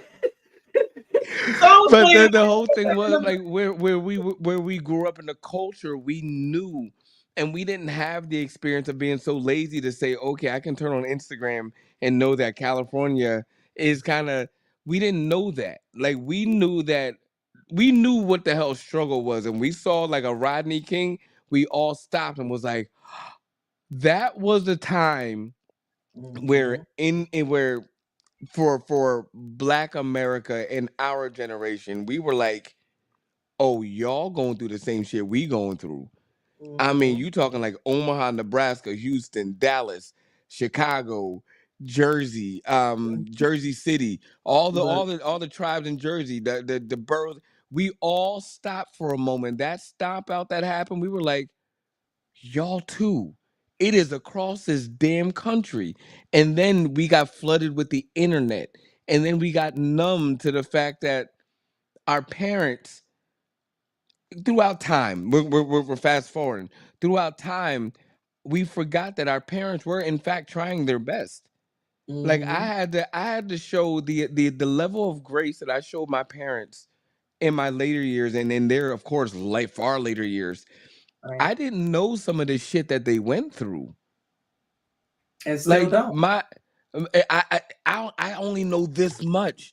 Right. Like and I'm still learning, and it gives me so much more grace and understanding. However, what the more important part is, when you begin to break those generational curses, if you want to rewind back to this tape, we talked in the beginning about forgiveness. Yeah. And one of the things that I had to learn how to do and reach the generation before me, and I'm implementing it after me, was that love and forgiveness. And to be enlightened and not just woke. But the enlightenment comes from when you understand those spiritual principles. Right. When you're talking about love and you're saying, oh, I love you, and you're able to take the romantic aspect out of love and be like, you know what? You did me wrong, but you deserve life. Maybe. Back So then, we didn't have that. They was like fuck him, and they went to a gossip column in the prohibition, and they mhm, started talking about niggas over a drink in the basement. No, right. we're not about that no more. We have We're brought up breaking that. the scripture of First Corinthians 13 because that was Yeah, the scripture of the day that day, right? But yeah, again, it all comes back to this, and I would like to, like, people don't. I'm not a religious person, y'all. Like, I'm not beating down the doors of the church, but I do love my right. Lord and Savior. I really do. You know what I'm saying? And I have been on a journey for the past few years to get to know what the words are in the Bible, what it actually says, what the stories are. What I am realizing, y'all, is that ain't nothing new under the sun. I promise you. In the Mm. Bible, the Bible is like a reality TV show. Okay, let me just real quick tell y'all this story. Right, I was reading about Lazarus, right, and how Lazarus was resurrected, and I promise you that Lazarus' sister, when Jesus was telling them, "Open up the cave so I can bring him back," Lazarus' sister was like, "Nah, my nigga, he's been escape. He been in there 4 days. Ain't no way you telling me you gonna be able to. He stink by now. Like you can't do this." And I know that's not how it was written, but that's how I heard it. Follow you. We here. You know what I'm saying? Because it's so much stuff in here that's just us. And if you really just read it, you would see yourself, right? Mm-hmm. So we're talking about love and forgiveness, and I brought back to First Corinthians 13. Love is patient, love is kind, it does not envy, it does not boast, it is not proud, it does not dishonor others, it's not self-seeking, it's not easily angered, it keeps no record of wrongs. Love does not delight in evil, but rejoices with the truth. It always protects, always trusts, always hopes, always perseveres. Love never fails.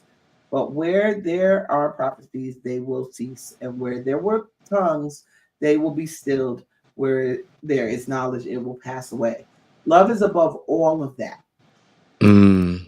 A huge component of love is forgiveness of self and of others.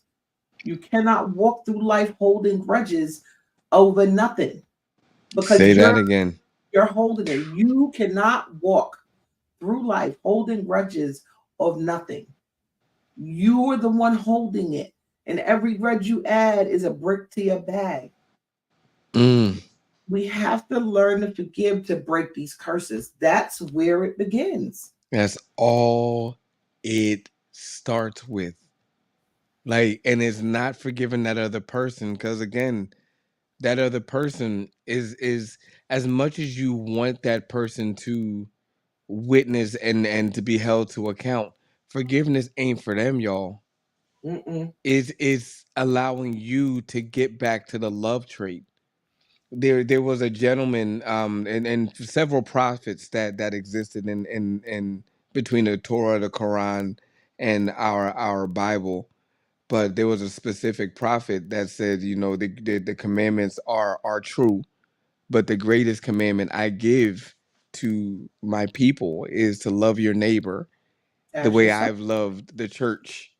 Mm-hmm. And Christ loved the church the way God loved him. Mm-hmm. And it's there. It's a big Actually, old track. Love me. I'm gonna correct you Go ahead, because please. you love your neighbor as yourself. Husbands, love your wives as I've loved the church. The That's charge is what I on was the going to men. get to. It's Yeah, the about the charge is on the community. When we're talking about bridegrooms and we're men. talking about all, it's we're dealing with the compound of not just the spirit, the religion. It's the spiritual. It's a requirement because again, if you love your neighbor, and it could be male, female, dog, Right? cat, whoever their choice may be, if Mm-hmm. you love them and you're acting in the operation of what the source and the creator is in your life, Mm-hmm. then that thing or that being will change. Right. It will adjust. And guess what you will do? You'll grow. Or try not to. One of the two. It's Like your choice to not. I mean, it's and your choice, it's a right? lot harder to not grow. Like It I've learned it. really It takes is, a lot of energy to try to fit a fat body in some skinny pants. baby. And y'all And I'm going to use that. yeah, I'm going to use that from now them on. bitches need to start and get your size, bitch. Everybody ain't Get important. your and fit your stuff. And if you don't like how you look, don't blame nobody else. Get up and do something Make the about choice and try something different, y'all. it. Mhm. We are in a society to where we are blaming everybody for our inability to try to do something and endure it to the end. Well, We and are this in that go ahead.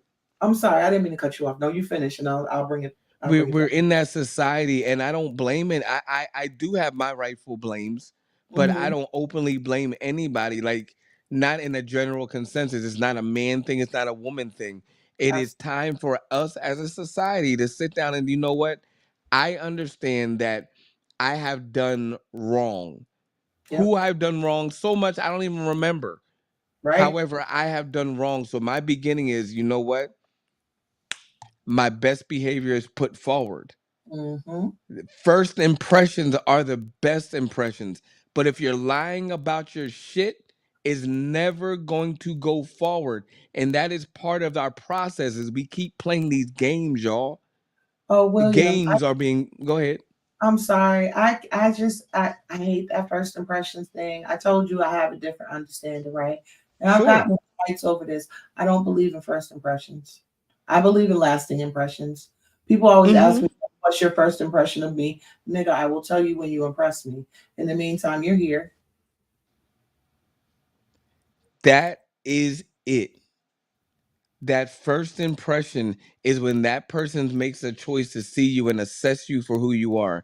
And if Right? you decide to be inconsistent, and the moment that they say, I don't fuck with you, you gotta be willing to handle that. I don't fuck with you. You gotta be okay. But and not but and with I what I am saying is a person who is learning to grow with another, Mm-hmm. when they meet you, you better damn be who you are. Facts. Stop playing games out here, y'all.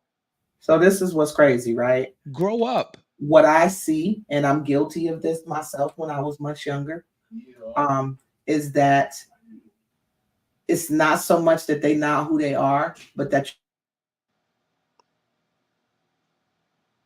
want to see that that was who they are when you met them.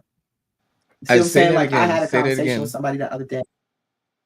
Okay, so it's not so much that people are walking up to you not being who they are. Hmm. You're just not willing to see who they are. You want them to be who you want them to be. Hmm. And that's And also so true. you know what I mean? It's I feel like there's so much of that going on where you're putting this expectation or this fantasy of what you want this person to be because you like the dick or because they got a lot of money. You want them to be compassionate Or and because your daddy wasn't there and your mommy didn't treat you right as a result. It's all factors. Sorry. you want to try and you know what I'm saying? Like you can't mold nobody into somebody you actually like. I remember having a conversation with my nephew's girl not too long ago, and she's like, "We argue all the time over stupid stuff, and he just doesn't. He's not considerate." And, da, da, da. And I'm like, "So, why do you argue? Well, I just care so much." I said, "Hold up, stop. You got to hear how it hears to me." She's like, "What do you mean?" I said, "I care about you so much. I want to fight you." Because that's how I heard that. You arguing all the time because you care and you want him to do better, but you're fighting him in care. How, Sway? But this is what we do because this is the example. This is the epigenetics of watching people fight and argue all the time for nothing. I remember growing up and there was a saying where if you stand for something or fall for anything. If you stand for nothing, you'll fall for anything. There you go. Hmm. So you had to stand for something. You had to have a moral space to understand that there was something to stand for. Hmm. Nobody has a foundation anymore. We're at the 9 o'clock hour, y'all. What you Yeah. want to do? You want to keep going?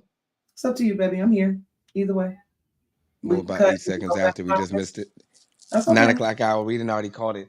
So we Yeah. might as well. I might as well, unstrap a little bit. I'm just joking. I'm actually just ordering food. But And we'd like to what thank you you get? What guys you so getting? I'm much. hungry. What you getting? I'm I'm thinking about to of go get some of this steak. honestly some shrimp tacos. I haven't had shrimp But tacos. then they have shouts out to this place, Kiboom's Kitchen. They got lamb chops right now for a great deal. Lamb chops with 2 sides.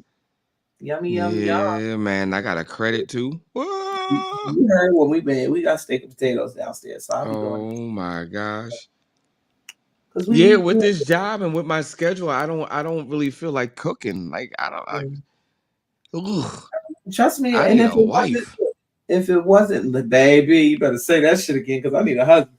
Listen, no, I want a husband. Let me not say need because then that's where the Yeah, homosexuals. your shit is different. Y'all go ahead. Like I don't need no weird shit, but Mm-mm. yeah, I know But how yeah, to target y'all. I'm so grateful to my adult children who will whip up some dinner when I'm busy, or I call them my bench parents because they come off the bench whenever mommy needs a moment, and they are wonderful. So I my shouts out to my youngest daughter because she is so attentive. And I remember 2 years ago, She's so my baby, sweet. you know my baby. She Hmm. she she makes the best coffee. Like and she's perfected my coffee. So and I love her. And I don't ask her to do it. She's like, Dad, I just like making you coffee because I know I get it right. And but my baby first time she was like, you know what, I'm gonna make daddy some breakfast. And she's one of them people. She's not a people pleaser. She's a person pleaser. When Yeah, she loves you, she just wants to be like the best for you. right. And she overheard me and a particular person, fighting about the fact that I don't really celebrate my birthday much because da da da da da. So she decides to make me this oatmeal, and it was my favorite oatmeal was this apple cinnamon oatmeal. But when I ate the cement, I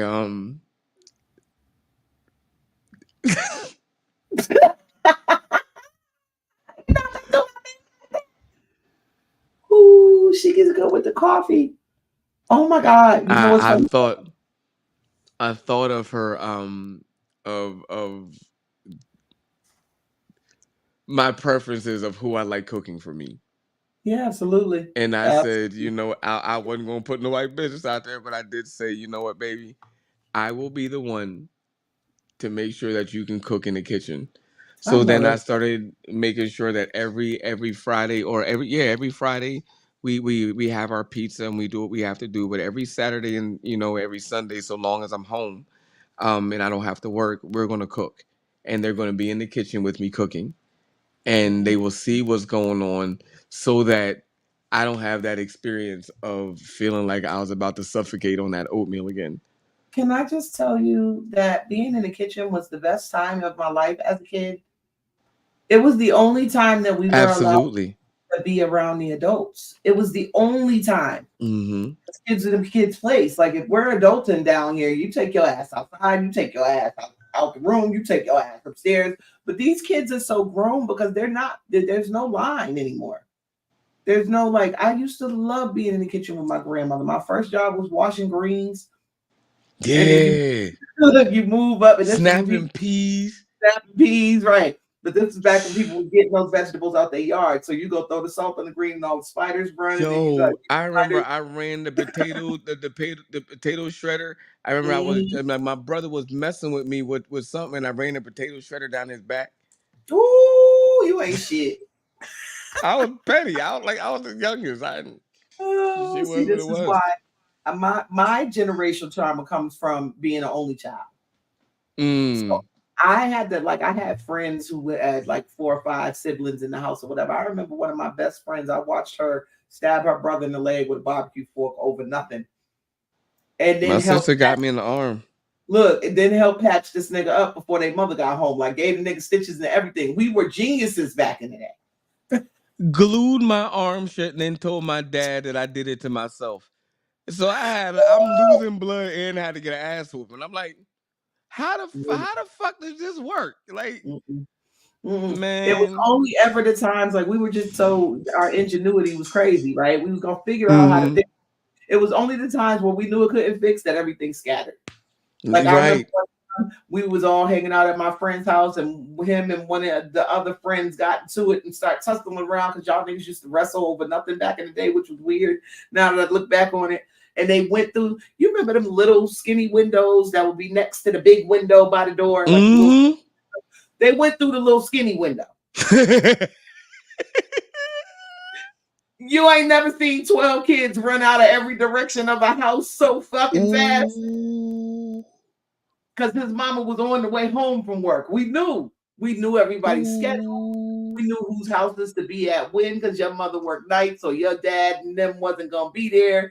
We had to not raise ourselves because of course we were given the core values at home, but then take those Mm-hmm.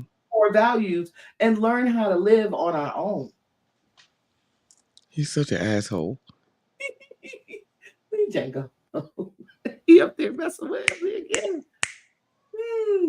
But yeah, like Here he comes, y'all. Watch. you called him. He'll He's be up there in a hilarious. second. Look. Look. Mhm.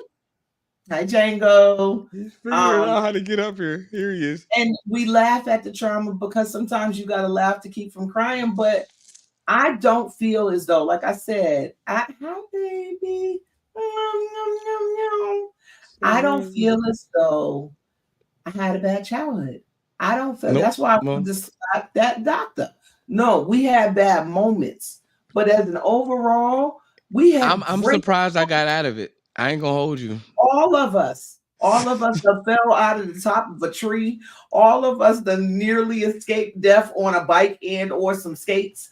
All of us have gotten slammed to the ground several times playing games we was not supposed to play, like Kill the Man with Bob. All of us have stolen some shit we wasn't supposed to steal. Like each and every one of us have a common thread. But it's everybody had that one scary house that you wasn't supposed to go near. Mm-hmm. And then you go throw rocks at it when you get scared of it again. Yeah. I hope I'm not the scary house. Mm-hmm. You said You are. If you gotta ask the question, that's you. It's okay. That's good. That if they scared still, that's good. Good. Watch that the makes podcast. me sad. No, don't be sad. Listen, I don't know what your house looked like from the outside, but from what I've seen of the porch, it does not look crackhead blue color. I know, but that's just those houses from the 80s that never got repainted. Listen, it doesn't look like it was a crackhead that came and painted it when we went on vacation. He said, I'll paint your house. I said, no, thank you. He said, I bet you I'll show you I can paint. And did it anyway. He said, look what I did. I said, I didn't ask you to do that. It was actually a very nice white. And then wanted payment, right? It's this bright ass, like elbow kid blue. Golly, guy. Thank you, though, for nothing. Thank you for making my house this weird color. You like it? No. Good. I don't. I hate you and it, sir. Let me not be mean, but that sounds like some shit my ex would do. It's okay. I felt that. Just doing shit for no reason. For no fucking reason. I told you not to do it. I broke up with this nigga over TV because I told him not to do it and he did it anyway. And now that's it. We've gone past the point of no return. I'm so grateful to have gotten to this point in my life where I can even address these traumas. Do you understand how volatile I would chase you with anything close to something that looked like it would hurt? I've chased niggas with hammers, razors, fucking chairs. I had two knives, and the nigga had a chair like he was a lion tamer. Trying to keep me off his ass because I'm about to kill one of us in here this evening. Like the amount of arguing that I refuse to do at this point in my life. I ain't got it. It's not even that I ain't got it because I got it. It's fun, actually. I like arguing with people. Debate is fun to me. But debate, you know, the amount of I'm a girl. I can argue my ass off, right? Just give me hives. I refuse. Don't get no hives. I refuse. You don't have to worry about it because I'm not doing it. Like Cardi B said, I ain't arguing with nobody. Absolutely not. I'm not If arguing we with ain't nobody. fucking or financing, there's no fight.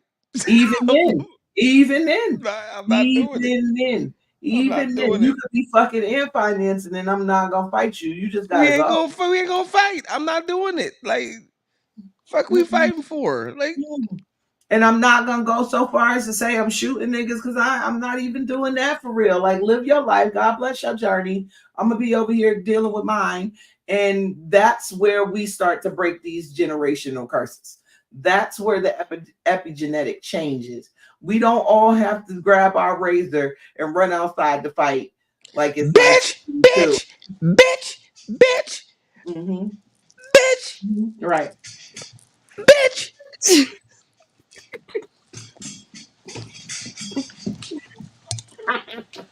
bitch, bitch, Oh, bitch. Like I love it, but I when ain't you got it. like, look, I like the I feel like it to argue because I just don't.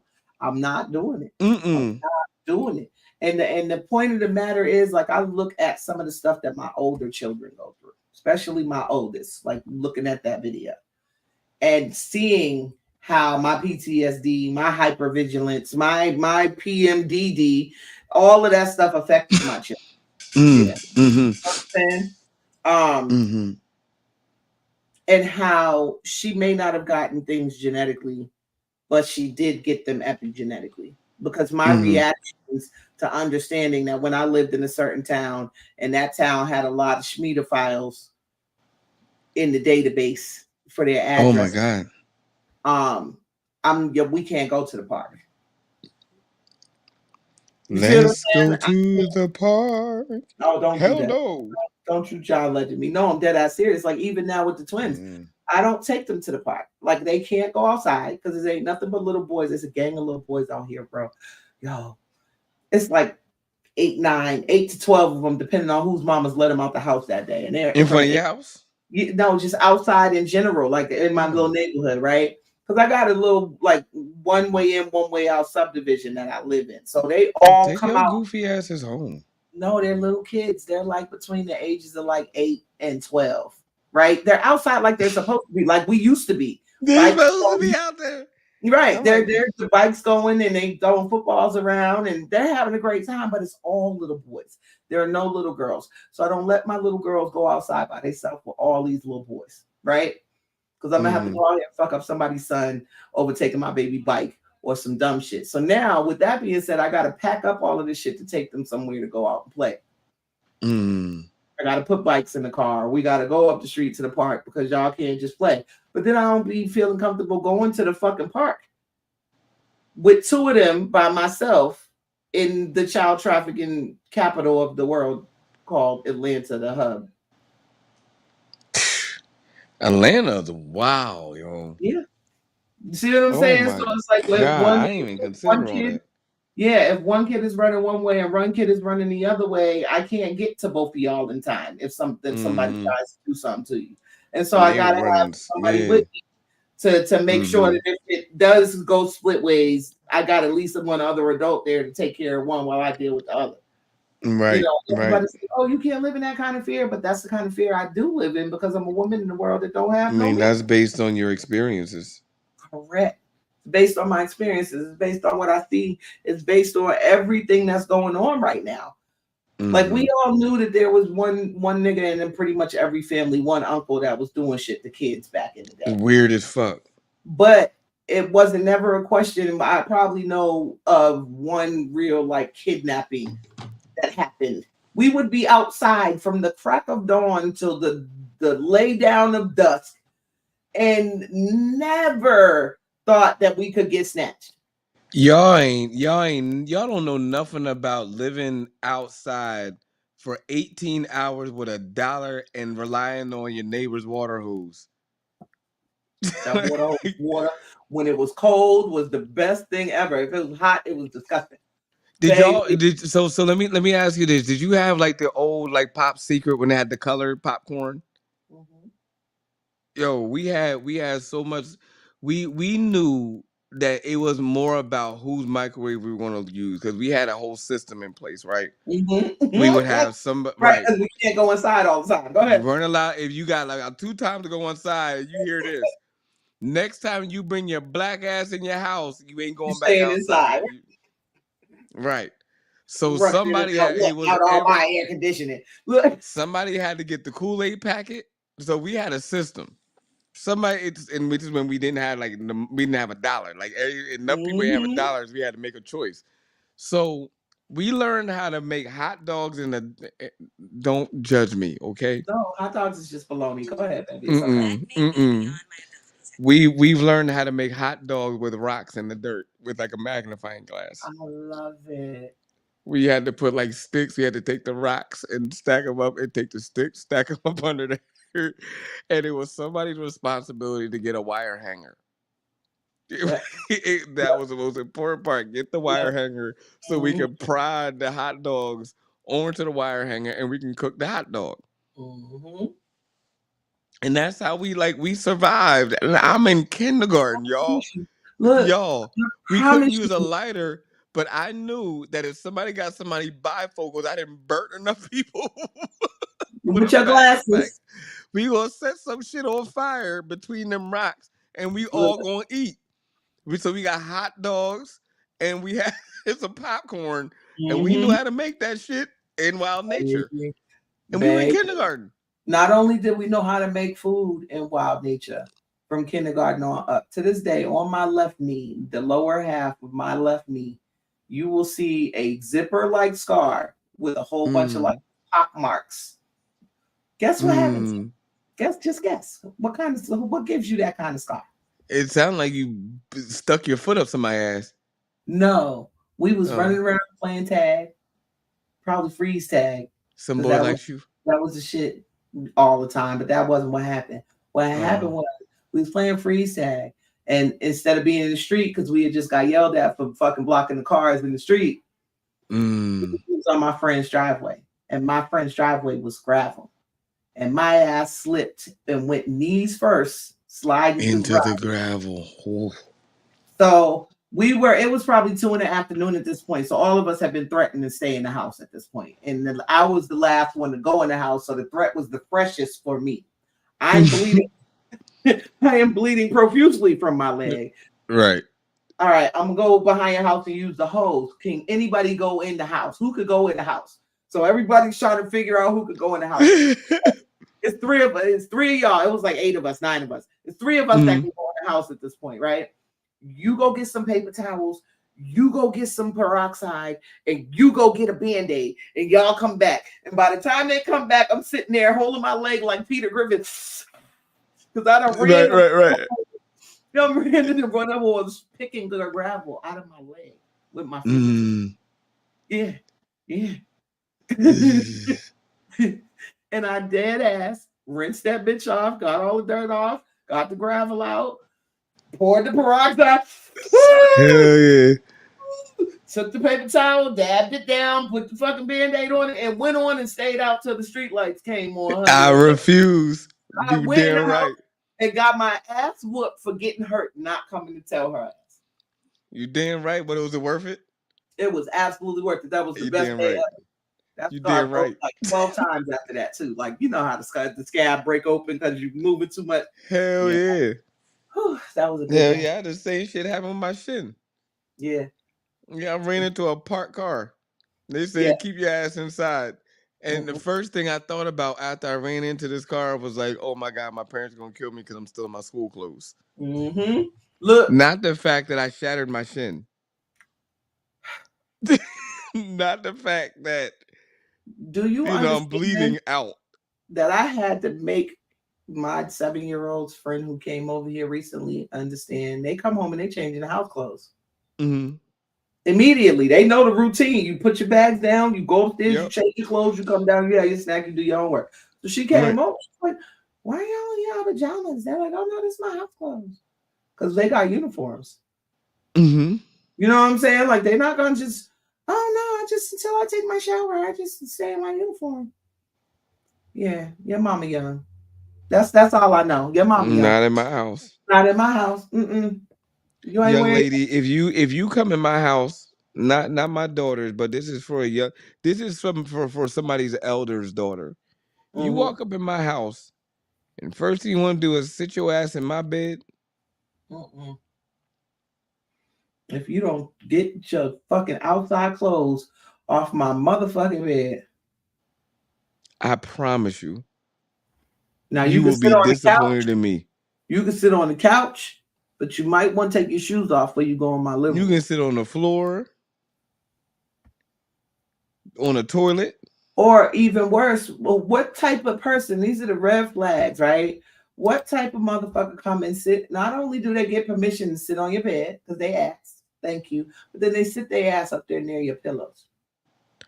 Get your fucking get your crustaceans off the foot of my bed. You contagious wench. I promise you, there's just The certain fuck. shit that just it throws me off, bro, and it just Back off my that's, pillows. that's why Get it's your so ass out the foot of my hard. bed. Right, or get out. See, because this is where we're not arguing. I'm not trying to We're explain. I not should have arguing. explained to you. And that's the other part of it. I'm tired of people who feel as though I have to explain. Why Because am I explaining why your ass don't belong where my face is? it ain't even a matter of that. Because that's the same motherfucker that wash their ass and they face with the same rag. That's them. And there's people out here like that. And dry their bodies like over and over again with the same towel. Right.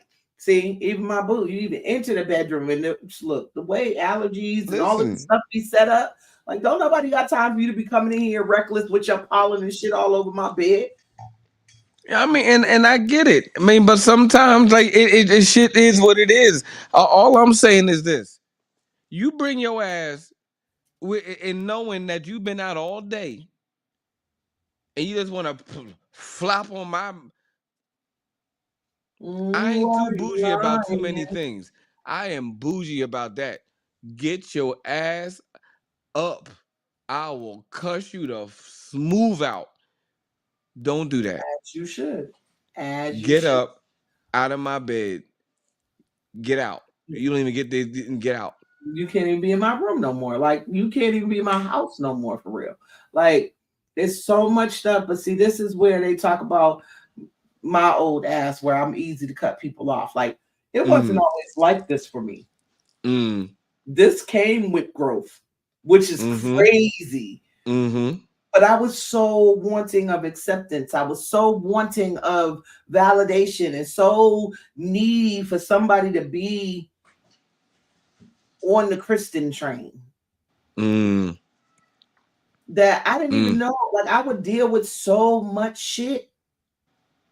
And I might tell you about yourself while dealing with it, but then I realized I don't even have to go through all of that. I'm not doing it. I'd rather just love you through it. God bless your journey, even if I'm not near it. God bless your journey. So when we have these conversations about epigenetics and the passed down trauma, especially through parenthood, but also for relationships, also for parenting, and from child to parent as well as parent to child is what I'm trying to say. Like we have to be cognizant that we don't really know. Like he said at the beginning, he didn't know I was going through what I'm going through. You don't never know what's gonna set a motherfucker off. You don't never know. You have to really understand kindness and want to be that in order to breaking these chains for real. You got to commit to it. And that doesn't mean let yourself get taken advantage of. It doesn't mean get ran down and ran over. What it does mean is step up to the plate and commit to being a human being. Like there's so low here in that Cardi B Offset state of mind. And what I'm not going to do is none of that. Not the way they had that shit going. I just saw that earlier when I was on my way back home. That was crazy. Yeah. That's you can't demand respect after showing that type of behavior. Like I don't care who you are. Now you are owed a level of respect as a human and human decency. But you can't if somebody decides to treat you how you're acting, then nobody owes you much more than what they've seen. Mm, say that again. Sorry, y'all. Like you can't go talking about, oh, you gonna respect me if you sitting down. And this is for the young ladies. This is another shit. Stop bitching yourselves. I'm dead ass. There ain't no man gonna respect y'all no more than Explain what you y'all mean. guys. Y'all got shit that'll help me and further my journey. I'm letting you know as a man that desires y'all folk women. Mhm. Stop bitching yourselves because y'all starting to act like it. Mm. There's no life to that. That's the generational curse of that word. See, this Like is what there's nothing to it. I What that tell. says is that I had an angry mom and an absent daddy. That's what that show. That's what that says. That's Mhm. what it screams. I'm I'm this bitch. Ba ba ba ba ba. Well and good, but how's that serving you? How did it serve your mom? You watch that, so that's what you want to model your life after.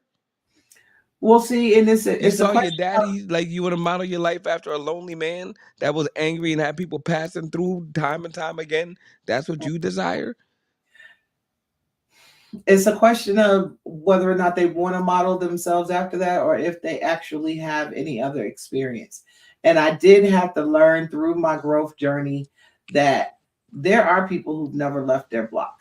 There are people who have Yeah. never left their city. So they don't have the life experience to understand that there's anything different. Because if you were raised like us to know that what's on these screens ain't real, you're not going to take what's on TV to be real life anywhere for real. Mm. For instance, okay, generational trauma. We was talking about this a little bit earlier too. Candace Owens Hmm. said that bullshit about gangster rap. You heard that shit?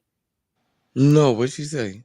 She was looking at, I think, Ice Cube interview talking about Diddy.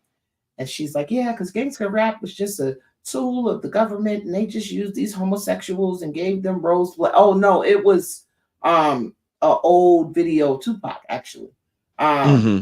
and she basically used because he had like that he was a theater kid, you know what I'm saying? So she kind of used Hmm. his demeanor in high school to say that he was gay and that they kind of just gave everybody these personas and gangster rap wasn't never a real form of music. It was like they say cocaine got into the hood. You know what I'm saying? Hmm. And I'm like, absolutely not. How you spoke about earlier with Rodney King, like the gangster rap was the moment where we got to see that we were all going through the same thing across the country. It Hmm. wasn't just one sector of us. So, you know, the generational trauma for her is not liking what she looks like in the mirror. Because in reality, if you were in tune with your culture as a black person, as a black American, you wouldn't think that gangster rap had anything to do with a government conspiracy. These was kids who were living these lives out in LA, telling what was going on in their neighborhoods. I mean, and I definitely agree as far as the trauma side to it. Um, I would definitely write that off to ignorance. You Mm-hmm. know, like when you're ready to judge and degrade a person based on what you choose to not want to experience and learn yourself, then yeah, I believe that's a healthy dose of ignorance. Correct. You know, like but Candace Owens, I do find an understanding as to where she's coming from when and only when I feel like when they say the term gangster rap, I think that there's a negative stigma attached to it.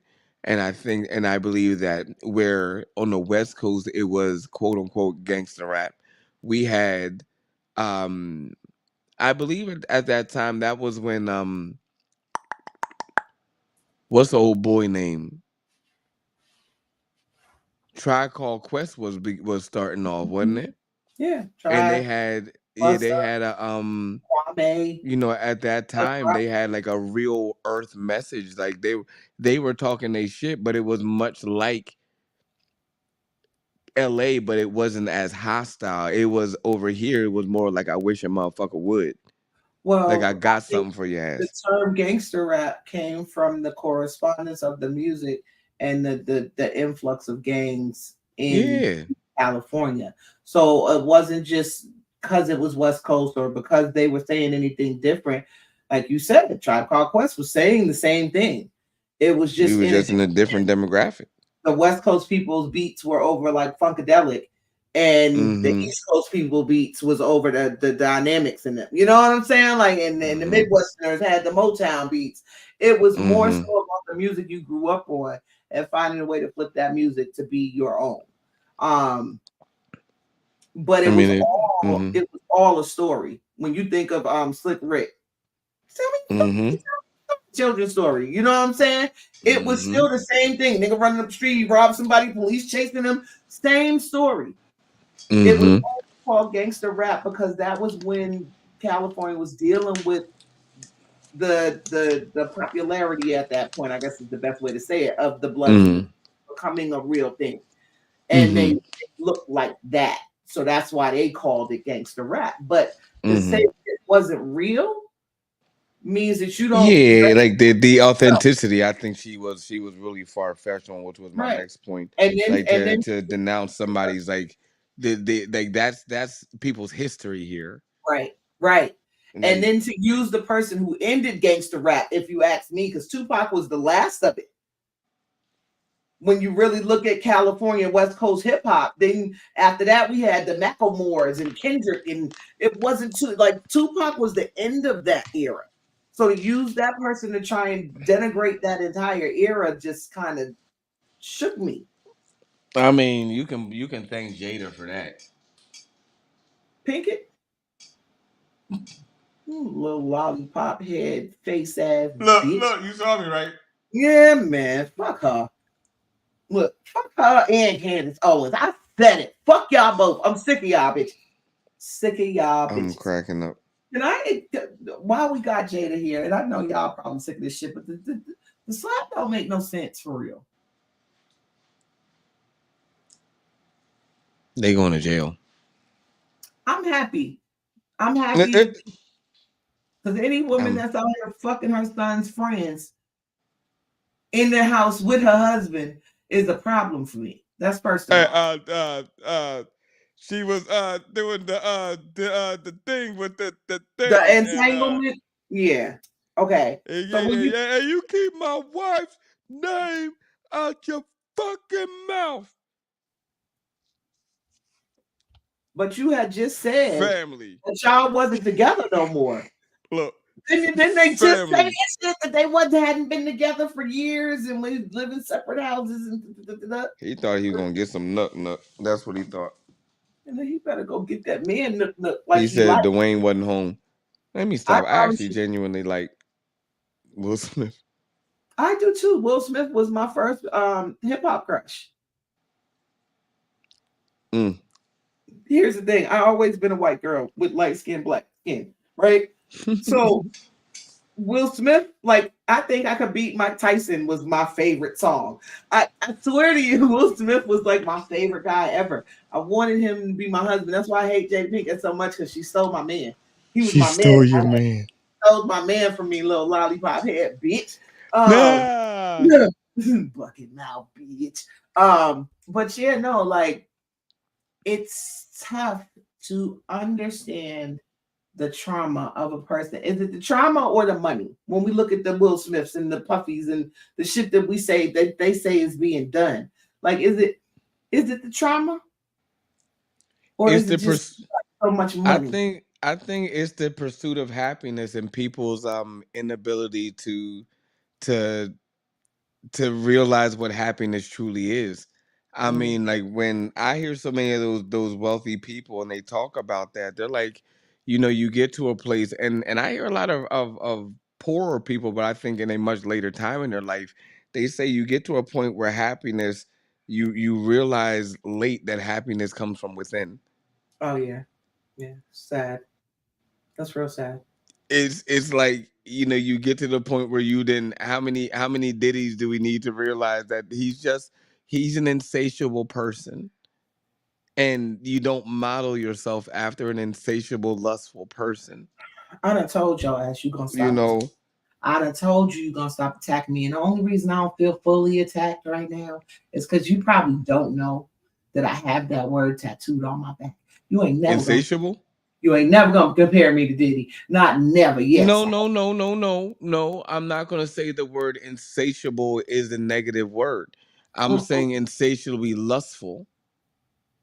Because some people have an insatiable drive for success. I don't Some think people this was lust for him. From all accounts with him, who Diddy. For all accounts with him, it was the power. People are saying now that he gets off on being. I mean, you can have a 2-for-1 fucking special out here. They have buy one get one freeze all day.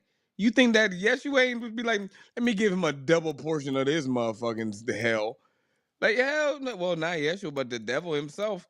Yeah, he got a 2-for-1 on that motherfucker. Probably a 3. Nigga probably stole demons.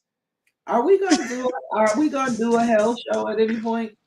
Oh, Hell show, like a devil, like a show about the devil. Like, are we gonna do a show about and hell? the demons?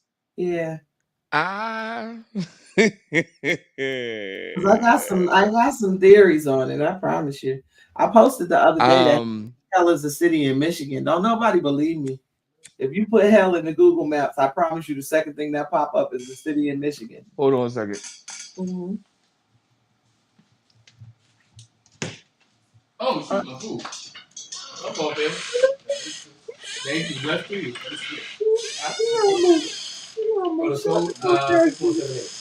No. 8523, I believe. 23. Oh, let me check it. One second. So funny. I gotta get my code. Oh, okay. We can hear you.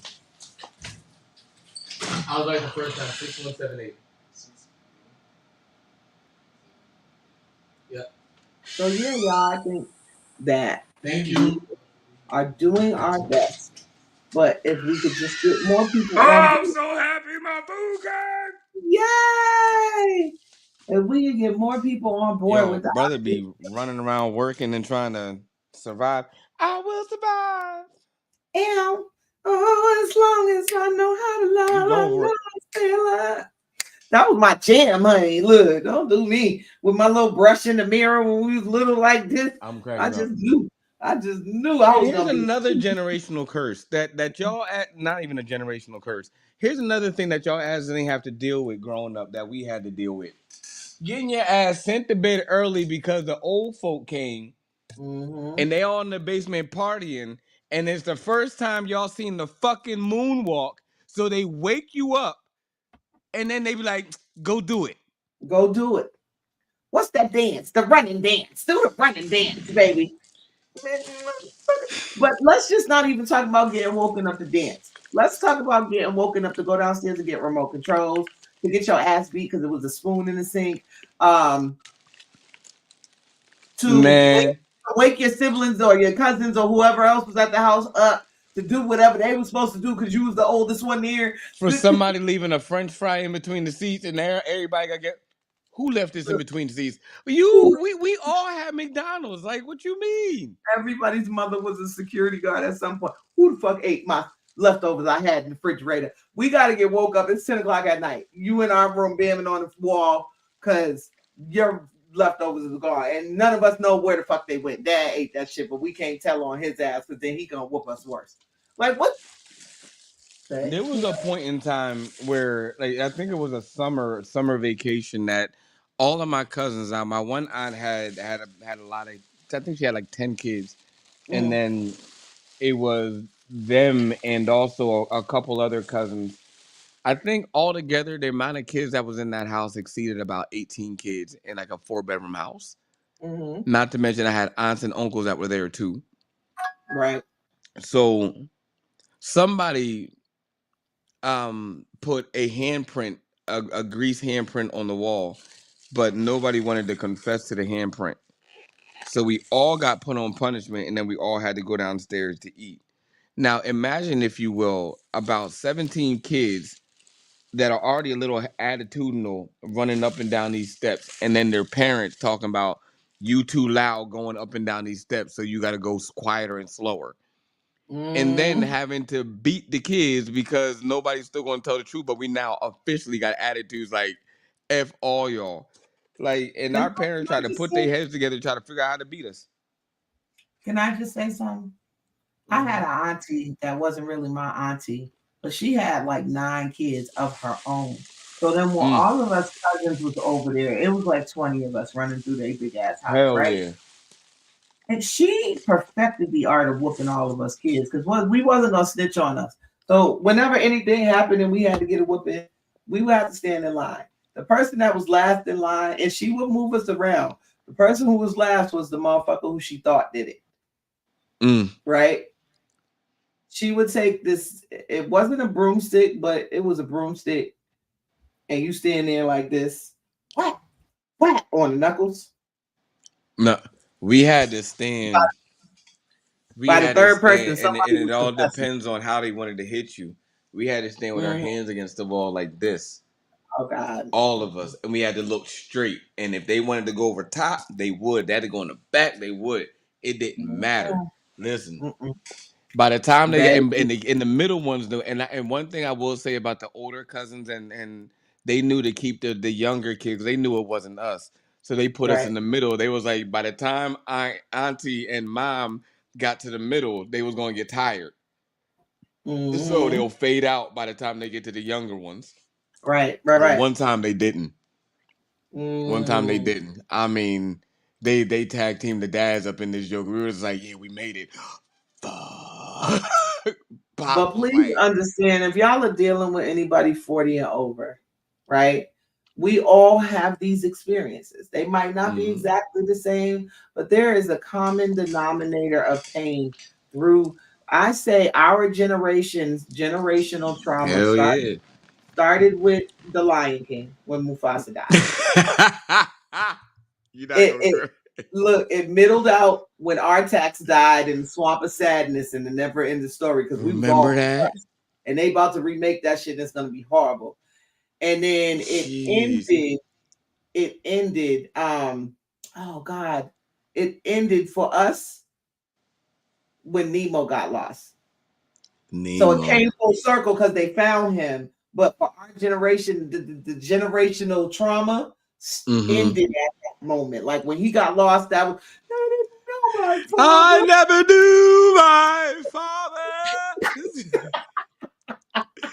Listen, I It's gotta your go to bed. friends, We are not wrapping food. up. I gotta go to the We are bathroom. This is wrapping like up. one of the Yeah, longest I episodes. see I you. gotta eat. It's Gotta go to the okay. bathroom. Please do. We I love y'all. appreciate. We Thank got you no, so no. much Wait, for wait. I tuning gotta get in. our music in. Oh, I look. Don't you pee yourself trying to get no Wait a music in. minute. Hey, Hey, hey. and I want you Listen, to y'all, we want are me. Chestnut Checkers. I am William Alexander, aka Scarfor, a boy, aka the Black MacGyver, the young man that gotta pee.